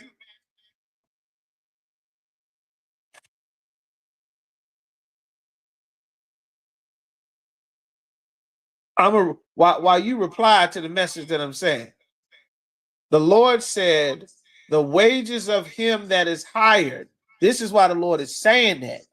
You're not supposed to slave and rob your people. If someone is working for you, you're supposed to pay them that day. You're robbing him. You're robbing her. You're not supposed to keep their money to the goddamn morning or 2 weeks away. If they work today, you pay them today. That's in the law. America don't believe in God. America don't believe in God at all. The water, y'all. I got enough numbers. The water. America don't believe in God at all. When you get off at 4 p.m., you're supposed to be handed a check or a handful of cash. You're supposed to be handed money, not work for 2 weeks and then get a check. For human resource, oh, something happened. We didn't get your overtime in there. Oh, I'm so sorry. We're going to make it up to you on the next check. Nah. Like, that's oppression. That's oppression. That's slavery. A free man's supposed to get paid every day he works. Every day she works, she's supposed to get paid. If that's what you worked out. Verse 14, Leviticus chapter 19, verse 14 says, thou shalt not curse the deaf. Curse is a punishment. It's not what you say to them because they're deaf. They can't hear you any damn way. It says, thou shalt not curse the deaf. Meaning don't set some punishment up to harm the deaf because they're deaf. Don't do that. Watch this, watch this. I'm not going to tell them that it's a hole in the floor because they're deaf. They're not going to hear me. Watch this. Put this bucket right there. Everybody else, look out, look out. I'm saying look out, but he can't hear me because he's deaf. Watch. He's going to fall and hurt himself. Ha, ha, ha. Look at you. You fell, you hurt yourself because you're deaf. You can't hear, you can't hear. That's white boy stuff. You aren't allowed to do that. You aren't allowed to make fun of the deaf. You're cursing the deaf. You're hurting him because he can't hear. You're punishing her because she can't hear. You're a bastard, and you should feel like a piece of garbage. And in the law, God wants you to know that you are a horrible bastard because of what you did to somebody that's deaf. The Lord is not making excuses for your poor behavior the way Christianity makes excuses for the poor behavior of blacks and Latinos and Native Americans and the oppressor and what he's done to us. Like, you're not supposed to do that. Nor put a stumbling block before the blind. You're trying to trip somebody up so who can't see. They're already blind. They're suffering enough, got to deal with enough challenges. You're going to put something in the way so that they can fall and hurt themselves. Look at this. He can't see. They go to blind guy. They go to blind lady. Watch this. Watch this. I'm going to put this in. She's going to trip and hurt herself. You're a disgusting person. Like, you aren't supposed to set up the disadvantage. That's what white boys do. That's what, here, drink this. Take this, take this. Watch this, watch Jill take this. What is this, man? What did you give me? Look at that, look at it. You drunk pee, dude. I could have been really sick, man. What's wrong with you? You're such a douche. You're such a douche, man. Look at this. Smell this, man. Yo, why would you do that, man? That's white boy culture. Diddy drugging people with pills. Diddy said, take this pill. I don't want to take the pill. Diddy said, you got to take the pill. What's the pill? It's a magical feel-good pill. And then you wake up naked in a bathtub somewhere. Diddy said, I got your video. Now you got to sign the contract. That's some disgusting white boy stuff. All that hazing and try to tape you to the lockers and stuff like that. That's white boy culture. We aren't supposed to do that to each other. You picking on the weak kid. You're beating him up because you a foot bigger than him and outweigh him by 100 pounds. So you show how strong you are. Our culture is the Lord raised up the young man to defeat the giant like King David did with Goliath. Not for you to be the strong man beating up and praying on the weak brother or sister. Who the hell are you? Don't you know the Lord caused a fly to fly in your eye while you're driving and wreck your car and be paralyzed for the rest of your life? The Lord caused a fly while you're talking to get in your throat and choke you to death and you die? Who the hell do you think you are? Like, the Lord don't want us to have that proud, arrogant, vain spirit on us that the oppressor and his culture put in us. We weren't like this before integration. We had hundreds of years of slavery, being subjugated to our oppressor's lifestyle, his religion, and his culture. And as soon as we got out, we stopped being like them. We started making families.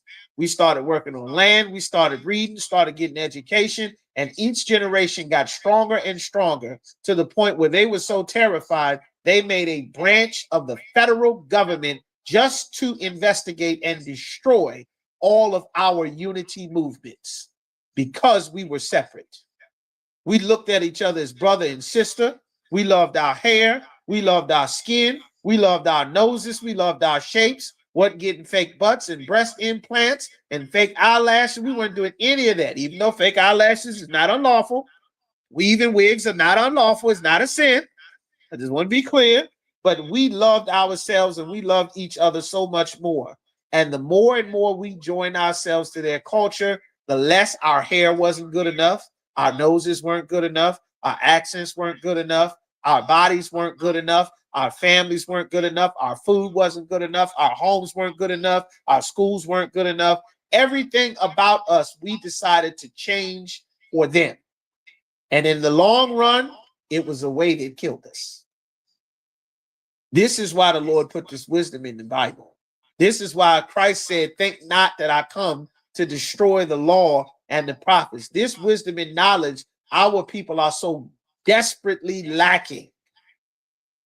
This is what Christ and his disciples, he rose the disciples to teach this so that we can have the proper understanding of what God was trying to teach us all along.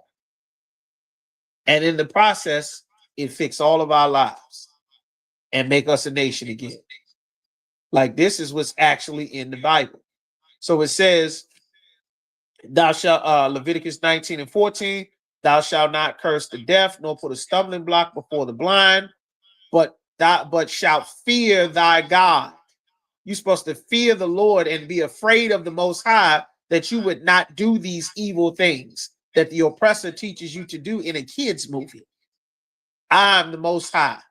Ye shall do no unrighteousness in judgment. Don't do an unrighteous judgment. Thou shalt not respect the person of the poor. Don't respect the poor man who does an evil thing because he poor, because he in the ghetto, because his people are destroyed. This means he gets to kill everybody because he poor. He get to abuse his niece and his nephew because he poor and he don't have a place to live because he just got out of jail. His life ends, whether he's R. Kelly or whether he's the uncle or whether he's the babysitter or the church lady that's watching the kids while you go to work. The person of the poor with no money, nor honor the person of the mighty. The judgment says this is what's supposed to happen. It happens to the poor man. It happens to the rich man.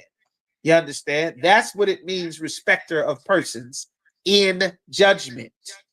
But in righteousness shalt thou judge thy neighbor. That's what the Lord said. All right. Verse 16, thou shalt not go up and down as a talebearer among thy people. You telling tales. I was over there. I was there. You was there? Yeah, I was there. Let me tell you what happened. We was over there. We was having fun. And, I seen the people. I was like, oh, there you go right there. And guess who I saw? I saw Michael Jordan. I saw Michael Jackson, Prince, Magic Johnson. Everybody was there, man. It was back in the 80s. You wasn't over there, man. What you talking about? You was from over there. They never went. Yes, I did. I was there too, man. I was there. Everybody who knows somebody like that, they would always tell them stories about, yeah, I was there. You was not there. Why you always lying, man? I was there. I was there. And I seen this and then I was there. I was on the stage with him. And we went on tour together, man. We was always there. The Lord said, don't be old lying. You run around lying, trying to make yourself seem more important and stuff. Don't do that. The Lord said, don't do that.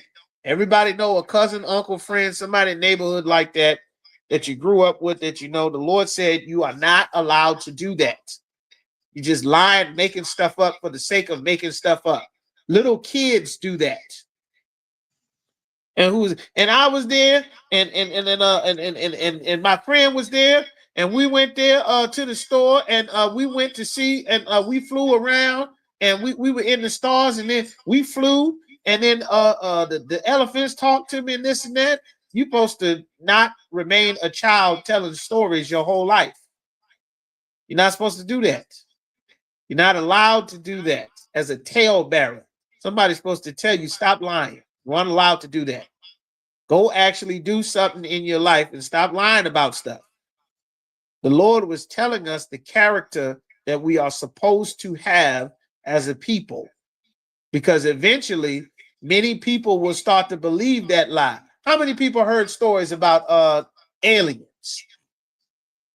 They used to call them the Greys. They made episodes of them in the X-Files in the 90s. You see the extraterrestrial. They say that the aliens built the pyramids in ancient Egypt. And we found pyramids in South America and Central America that the aliens once visited with ancient civilizations. Anybody ever heard that before? And man, Hillary Clinton and Obama and them, they're really shapeshifters, man. They're reptilians. They're bloodsuckers, man. Y'all heard them stories. A lot of people, when you first come into the truth, brothers and sisters is looking for the truth and trying to find stuff and trying to get off of weed and all kind of stuff. And they run into these weird stories and stuff like that. And it's the Illuminati and the Anunnaki and the big head aliens, man. That's really who's controlling everything. You understand? If enough people make up that story and repeat it over and over again, before you know it, black people will talk about it. And the Tuskegee experiments, where they gave black people syphilis.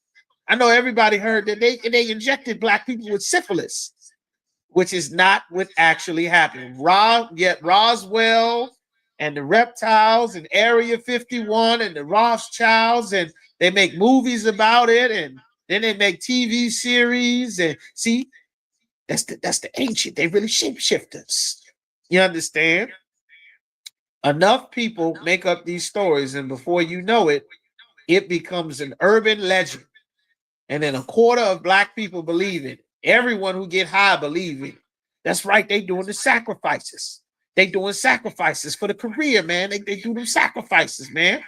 Okay, so everybody else's cousin who also overdoses when they take too many pills and snort too much cocaine, are they being sacrificed for a rap career too? I know 30 brothers that OD'd off fentanyl. Were they supposed to get a rap career when they overdose? Was the Illuminati causing them to overdose too? Maybe they were just terrible drug addicts, like Prince was a drug addict, and Michael Jackson was a drug addict, and DMX was a drug addict, and Pimp C had a horrible drug addiction, drinking liquid codeine, which is heroin, once it get into your body.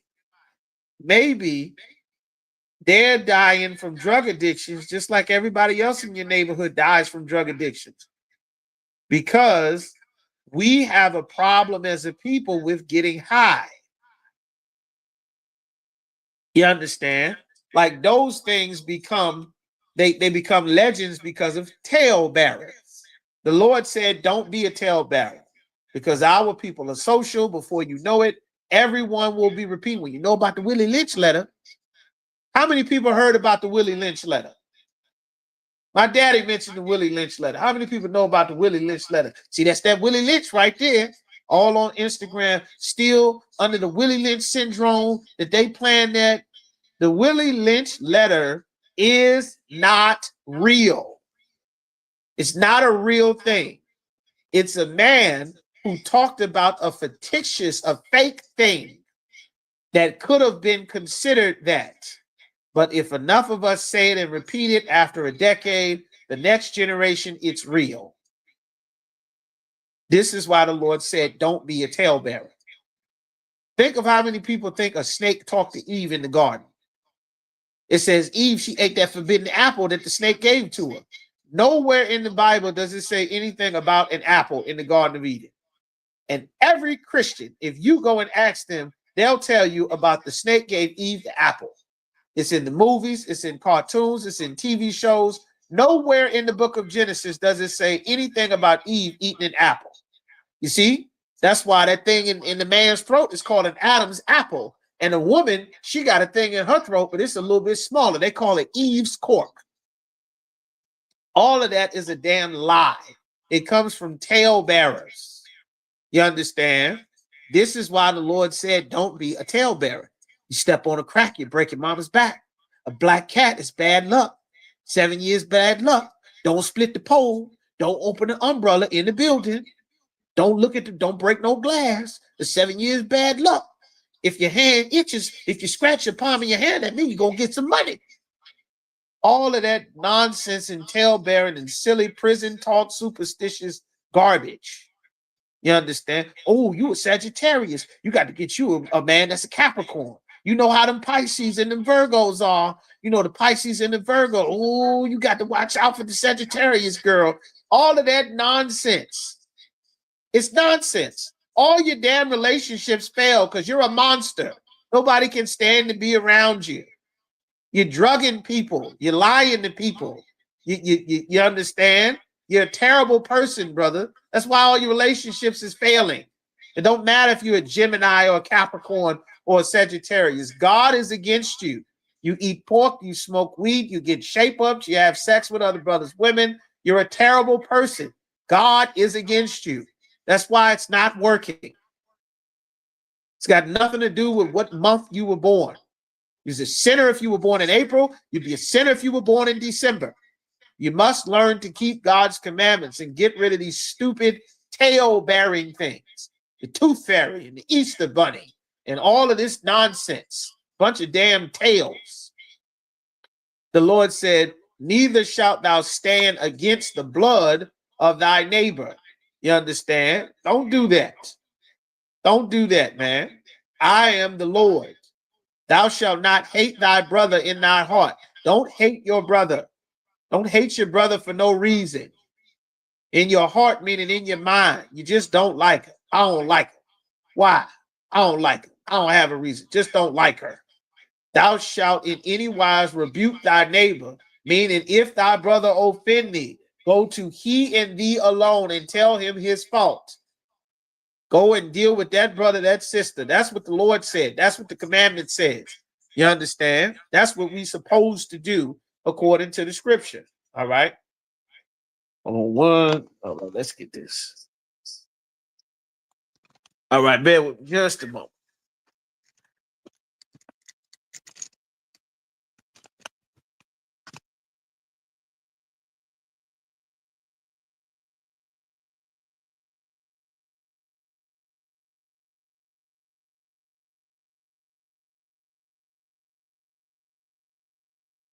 Hey, listen, brothers and sisters, man.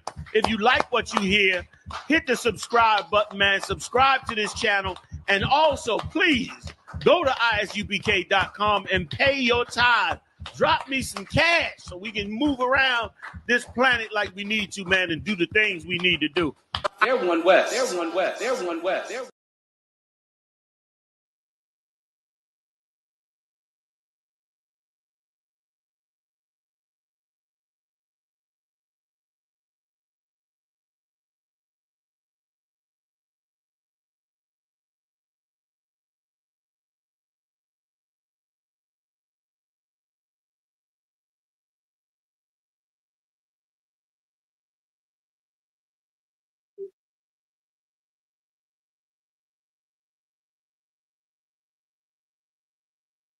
All right.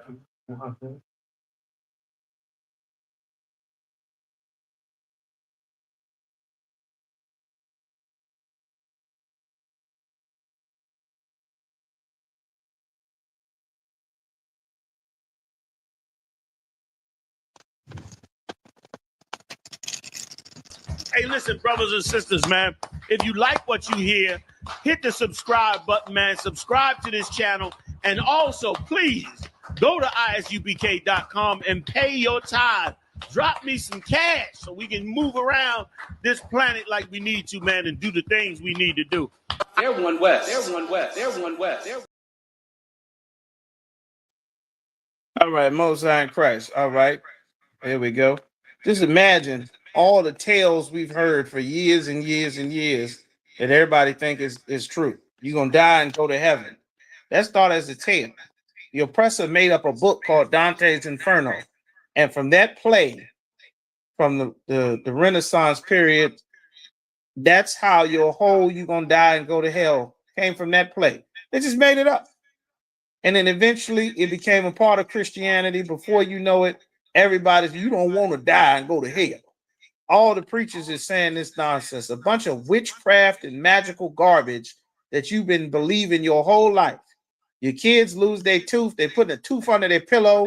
You got to find some money to put in there to keep this tooth fairy garbage going along. The tooth fairy gonna give you a quarter. You got to put your tooth under the pillow, and then they'll come and get it. It's just a bunch of scams and hustles and lies. You understand?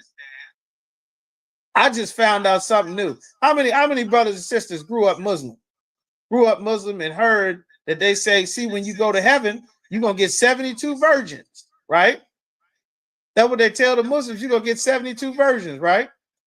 But it also says something about heaven in Islam. Guess what else it say? It also say it ain't a lot of women that's gonna make it to heaven in Islam. It say a lot of women ain't gonna make it to heaven in Islam. Ain't gonna be full of women up there in heaven. So what kind of versions everybody supposed to be getting? Who are these 72 virgins? Because it ain't no whole lot of women up there. They said that the Muslim heaven ain't full of women. So who you getting? Which you need a virgin for up in heaven. Yeah, you figure that one out on your own. It's diabolical. You understand? They loves a little boy over there in the Middle East. That's one thing they tell you. You go to war against them Arabs. Do not let them capture you. They're gonna do something strange to you. Yeah, them 72 virgins ain't got nothing to do with women. They say ain't a lot of women up there in the Arab heaven.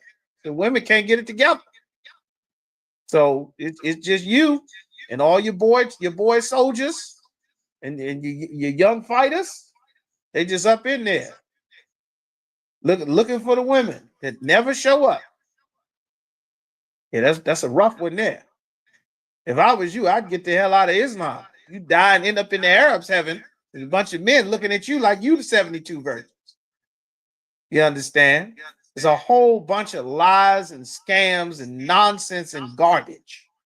The Lord gave us real wisdom and knowledge, not a bunch of make-believe stuff by scammers that the Lord didn't love enough to give them his word and his knowledge. That's why the Lord said, I made you above all people. I didn't tell them a damn thing. Let them people stay where they are and do their own thing until Christ returns, and then everybody going to be forced to be under Christ. The Lord said, do not suffer sin upon your neighbor. Don't allow evil and sin to happen to your neighbor. Don't just let him sin and destroy himself. Rebuke thy neighbor. Go and tell him he and thee alone. You understand? We used to be able to do that with each other until we integrated. It said girls are for babies and boys are for fun. Well, we Israelites have fun making babies. They got it backwards over there. Seems like you better stay the hell out the desert. Some rough things going on over there. The Arabs, a woman ain't no fun. That's what the boy is for. Good Lord. It says, the Lord here said, where we at? Leviticus 19, or we at 9:22. Let's be Leviticus 19 and 18. The Lord said, thou shalt not avenge, don't take revenge, nor bear any grudge against the children of thy people. You're not supposed to bear a grudge against your people. The Lord didn't say you're not supposed to bear a grudge against the other nations. That's what your grudges is for. That's what your avenging is for. Not your brother, not your sister that you see every day because you leave her dishes in the sink. Or your brother that you see every day. Or your son who won't take the trash out. Or your parents getting on your case because you don't do a damn thing that they say. And you're a horrible, disobedient child. Don't bear a grudge against them. So when they get old, you can put your mom in a nursing home because she told you to stop running in and out of her house and stop skipping school. You understand? And now this your opportunity to pay her back. The Lord gonna pay you back. You are not allowed to curse your mother or father or punish your mother or father. You aren't allowed to do that. That's against the law. Somebody else will punish your mother and father, not you. You understand? But thou shalt love thy neighbor as thyself. You're supposed to love this brother or sister just like you love yourself. I am the Most High. You shall keep my statutes. Thou shalt not let thy cattle gender with a diverse kind. Don't mix and match all the different cattle. Make sure that this is 100% this and 100% that. If you let them start mixing and matching, you got all kind of different genetics, all kind of different things and health issues and problems with different breeds. The Lord said, don't do it. The white man been in charge. He crossbreeding everything. We don't know what the hell anything is anymore. Well, the Lord had it set up so things were done a certain way. The white man messed it all up. We're going to have to start over once Christ returns. Thou shalt not sow thy field with the mingled seed. Don't mix your crops. Put all the strawberry in one place. Put all of this in one place. Don't have just stuff anywhere. Precept. Do all things in decency and in order. All right.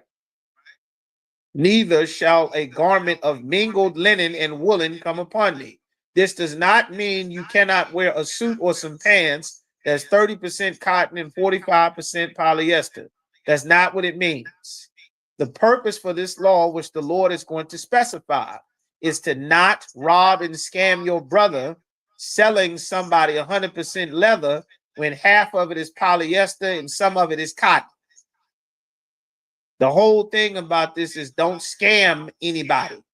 That's what it's talking about. There's no law that says you can't wear different types of fabric. That's not what this is saying. That's why in the law, certain things are repeated and said a different way in Deuteronomy. You'll see them again in Leviticus. You'll see it written a different way in Exodus, just to make crystal clear so that no one can say, oh, I ain't know about that. That's not what it says. That's not what it says.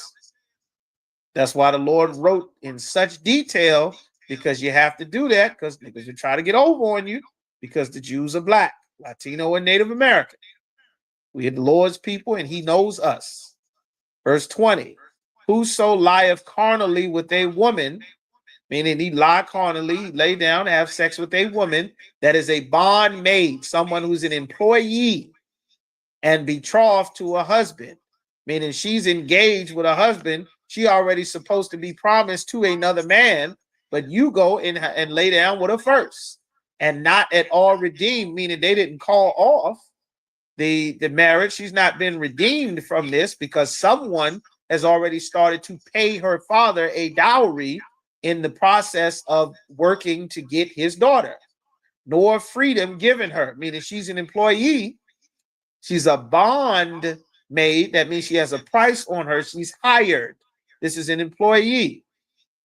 Nor freedom given her, meaning she's not free from this contract of working that she signed up for. That's why we went over it, you understand, in the previous classes. She shall be scourged. She's going to get whipped for that. And they shall not be put to death, meaning they're not going to be put to death because she didn't actually have sex with the man she was engaged to be, to make her officially his wife. They were already in the process. She went on ahead and called an audible, and now she with another man. Well, she wasn't supposed to do that. This other brother that been paying the father, he courting, he dealing with her, and now she go and have sex with, with Tyrone, because Tyrone come talking nice, smelling nice, you understand, and she go be with him. The same way that Cassie left Ryan Leslie to go and be with Diddy, a man who loved her, who was a brother, even though she was a heathen, which we are not allowed to marry or have sex with a heathen, which is the same thing. She left him for Diddy. She already belonged to this man, which is a little different than this example. But in this example in the scripture, she shall be scourged. You aren't free to just go and have sex with whoever you want because it's your body, your choice. The scriptures say, he that getteth a wife beginneth a possession. All of this, I'm free in myself, A lot of that is about to lead to a whole bunch of disappearances with World War III, these civil wars. Donald Trump is unleashing the army to just snatch people off the street if you look like an immigrant. They'll have you deported in an INS detention center in the middle of nowhere on a plane headed to Uganda or Sudan somewhere and won't tell nobody nothing. Damn, we lost them. Up, they already been deported. Well, we can't bring them back. You understand? Things about to get serious. We've been teaching these laws, statutes, and commandments to obey the Lord and get in the UPK for a very long time. And our people have largely been ignoring what the prophets have been saying because they thought they had a better way to live. Now you see Donald Trump is removing all your civil rights, all your protective statuses, all your LGBT rights, all your I'm a part of America. I get to vote and exercise my voice. All your protest rights, your judges and mayors is getting ready to go to jail. People getting beat up and threatening on camera by the president. All of that's going out the window. The Lord is restarting the earth. You understand? This fantasy of I'm my own person and we all free to do whatever we want, that's going to lead to a grave or being tied up in the trunk somewhere. That's coming to an end. You understand? That was the wrong spirit to have.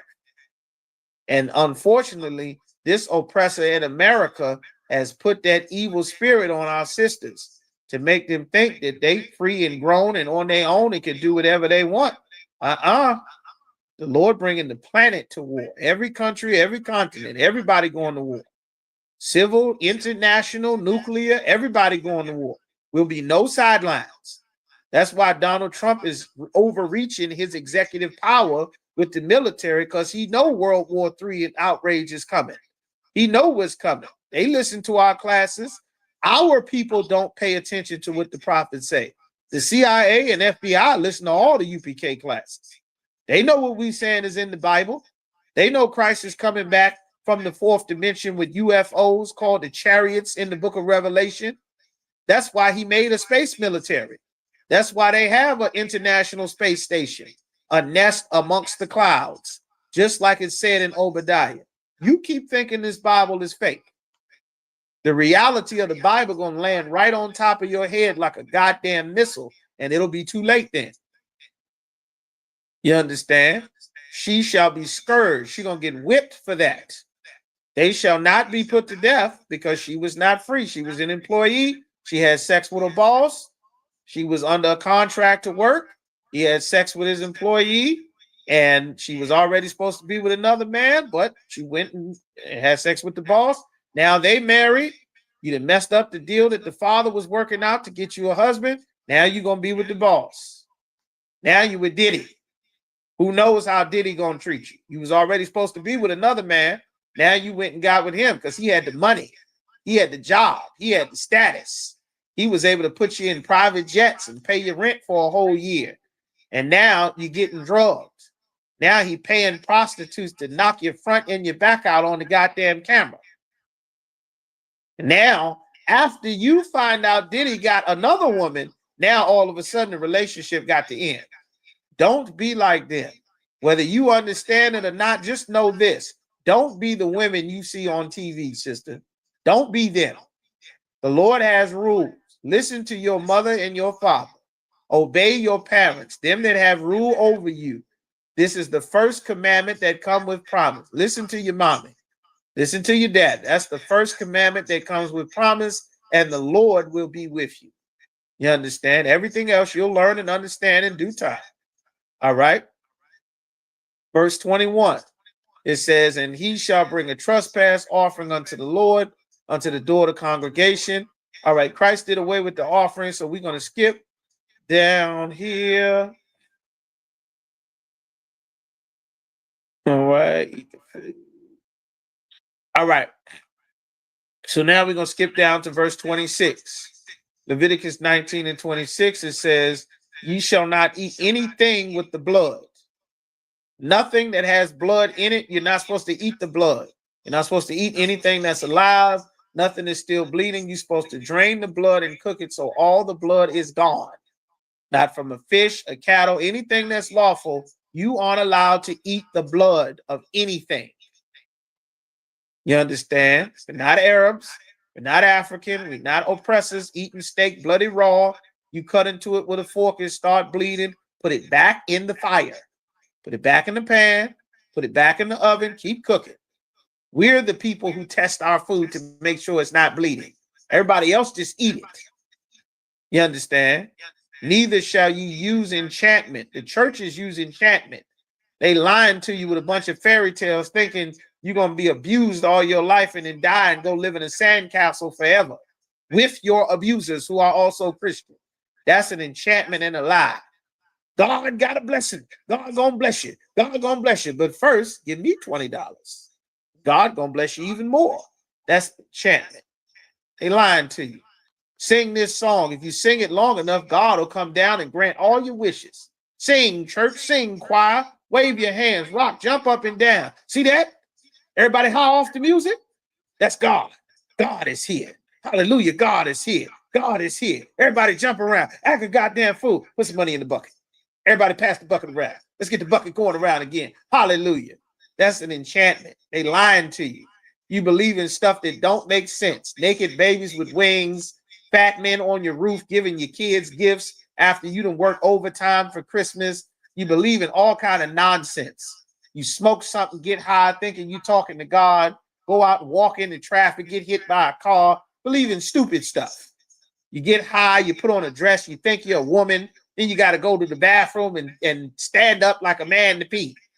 It's a bunch of enchantments and lies that the Lord does not want our people to be suckers for everyone who comes with a scam or a hustle, which is exactly what we have been since we stopped obeying the Lord.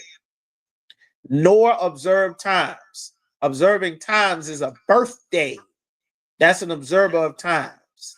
You understand? We're not allowed to celebrate birthdays. That's against God. You understand? You don't get a day to dedicate to yourself. That's against the Lord. It's the worship of making yourself a God for a day. Everyone sings a song to you because it's your day. They dedicate a meal to you because it's your day. You aren't allowed to do that. You understand? If they love you, you sit down and eat a dinner and treat the person special any day. Don't wait for one day of the year when the rest of the year you don't give a damn how you treat somebody. The Lord don't want our lives to be about fake things. If you love me Tuesday, then treat me special Tuesday. If you love me Wednesday, treat me special Wednesday. Don't wait until it's the 14th of April to treat, well, you know what? I know I'll normally treat you like crap, but today is your special day, and I just wanted you to know that I love you and I'm thinking about you, and here's some chocolates, and tomorrow and next week, I won't give a damn how I treat you. But today is your special day, baby. Happy something day. Happy Valentine's Day. Happy Mother's Day. Happy Father's Day. You aren't allowed to do that. The Lord don't want our life about fake stuff. That stuff is fake. That's why all those relationships fail. You understand? And it leads to a bunch of prostitution, which is what we come into right now, which you are not allowed to do. 27, ye shall not round the corners of your heads, meaning getting shape up, or neither shalt thou mar the corners of your beards, cutting those lines and chin straps all in your head and rounding your head to look like an Egyptian cone head and getting shape up lines cut into your head. You aren't allowed to do that. Those shape ups that you see most black people get, that is a sin. It's against God. We aren't allowed to do that. You aren't allowed to look however you want. That's against the Lord. You shall not make any cuttings in your flesh for the dead. Africans do that. They call them tribal markings. God wants us to differentiate greatly between us and the other nations. He does not want us to dress like an African, to carry ourselves like them, to cut our faces up of our sons and daughters to look and mimic their culture, or to print any marks on us, to get tattoos. Rest in peace, mama. Tattoo on your chest, on your back, on your leg, on your foot, on your arm. Writings and scribbles and pictures and symbols all over you. The Lord said we're not supposed to do that. If you have tattoos, you are never allowed to get any more. It's not a good thing. Should not have done it. You've done it. You can't undo it. And now everyone else All the rest of our brothers and sisters should learn from it and never do this because the Lord said for us not to do it. That's what repentance is. We learn what the Lord wants and then we change. All right. So let's see here. All right, we'll pull that up. You can look up tribal markings on your own. This is what the Lord is saying. All right. 29. Do not prostitute thy daughter to cause her to be a whore. Don't cause her to sell herself for money. And those women in that Diddy trial, they sold themselves for money. They knew full well what Diddy wanted. Diddy promised to pay their rent, to give them Bentleys and yachts and private flights. And because what God has for me is for me, and I'm blessed and highly favored, and don't block my blessing. Diddy was this hypothetical, high-valued man that all the whores you see on the internet talking about want a high-valued man, got to be 6 feet with 6 figures, or 600,000 in the bank account, and I don't want to work. That Kevin Samuels and all the dating advice and relationship shows talking about, that silly, ignorant women are talking about on the internet as they whore themselves out with decades and decades of casual sex with different men and women in relationships. And then after the movie's almost over, they say, I want to settle down and find somebody for me. Like, that's against the law. You are not allowed to prostitute yourself. And all of those women in the Diddy trial, when you go and listen to it, they had sex with men for Diddy because Diddy paid them to do it. And they didn't have a problem. Oh, I didn't like it. I didn't want to do it. He handed me pills and that. They took the pills. They had the parties. They already had willingness to do these things. They had willingness to do it. They took the money for benefits. Even if they say I was in a relationship, he coerced me, I didn't want to do it. They didn't want to do it after they found out that there were other women he was also doing the same thing to. That's when they all decided they didn't want to be in a relationship anymore. Not when they were getting backhanded down the hallway, which is unlawful. You are not allowed to beat the hell out of your wife for any reason. You aren't allowed to hit your husband for any reason. You're not allowed to do that. We don't condone that. Diddy's a goddamn monster, but he is a monster that the Christian church created. And these sisters are also monsters that the Christian church created, that took drugs, that had essays with multiple men for many years for money, for jewelry, for gifts, for status, for wealth, for the blessings that God has for me that the church has been telling them about their whole life. For the high-value man that they valued over morals, over righteousness, over the Lord's commandments, over all the other men that they already had sex with that they didn't take seriously because they weren't as rich as Diddy was, that they couldn't get a sandwich, a pair of wash clean drawers, a fresh pillow, and no back talk. They couldn't get none of that. Diddy beat, abused, trafficked, and everything, and they did it willingly for years because they worshiped the white man's money, just like Christianity told them to do, and they were willing to prostitute themselves because that is what they were trained to do every Sunday by Christian preachers. The Lord said, do not prostitute thy daughter to cause her to be a whore. You teach her to be a whore by celebrating Valentine's Day, hugs and kisses for chocolates. You understand? You teach her to do that by teaching her a man, you find a man, you get with whatever man, and then once make you happy, that's the one the Lord sent you.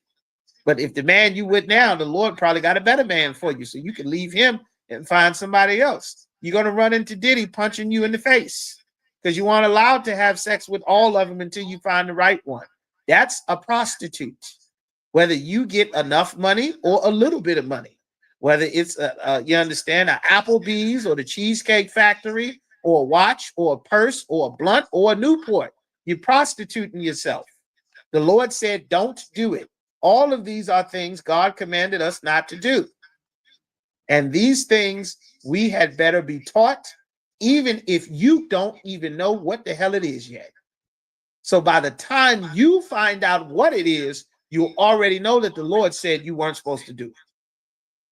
That's the way the Lord had things set up.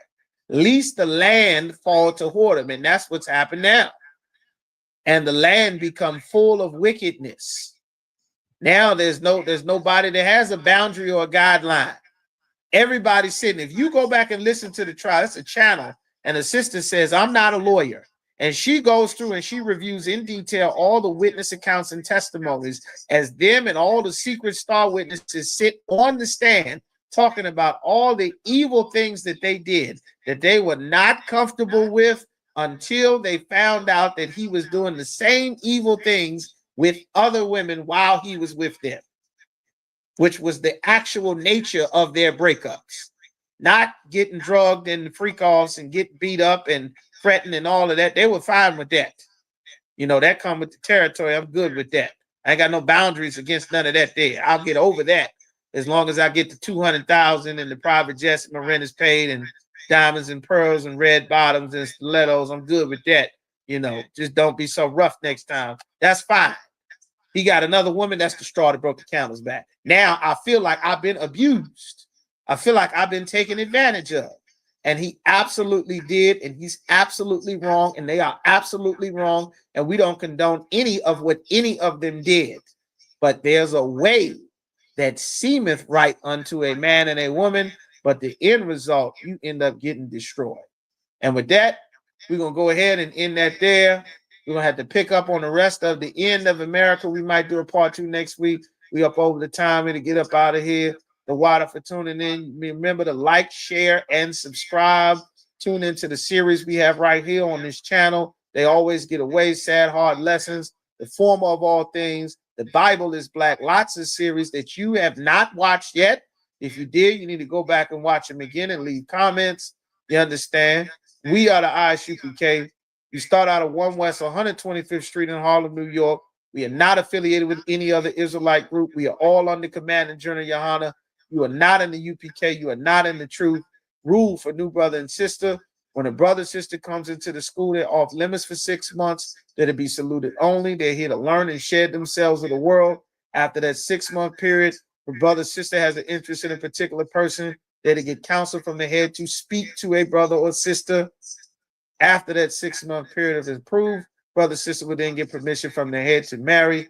Tithes, which is a commandment from the Lord, means my Aishra in the Hebrew, 10% of any penny of any increase the Most High gives to you. You give right to the school. Go to ISUPK.com. Make sure you pay your tithes. Upcoming high holy days. We just finished the Lord's high holy day. It was glorious last week. Barakatah Yahweh Yahweh Shai to all the brothers and sisters that came.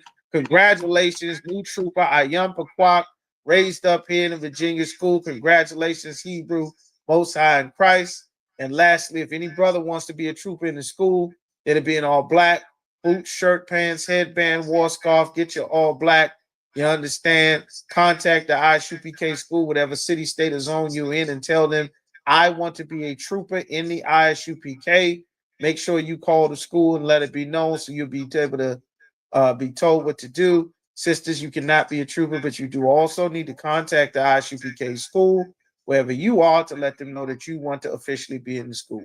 With that, one courtesy salute to the brothers. Yahweh Shem Yahweh Shai Barakatham.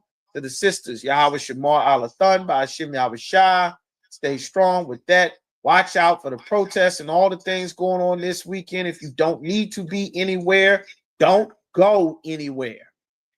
There's a lot of madness and things going on. This empire is winding down.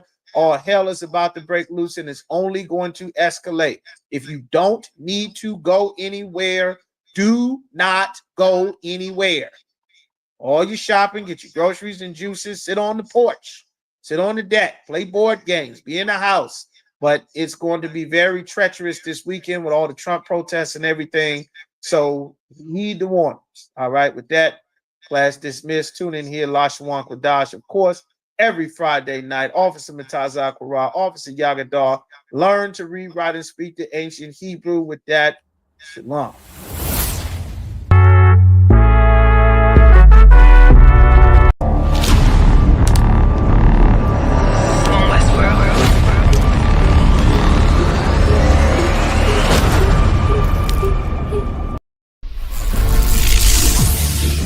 Save all them tapes right now. Yo. And then the reading right here is,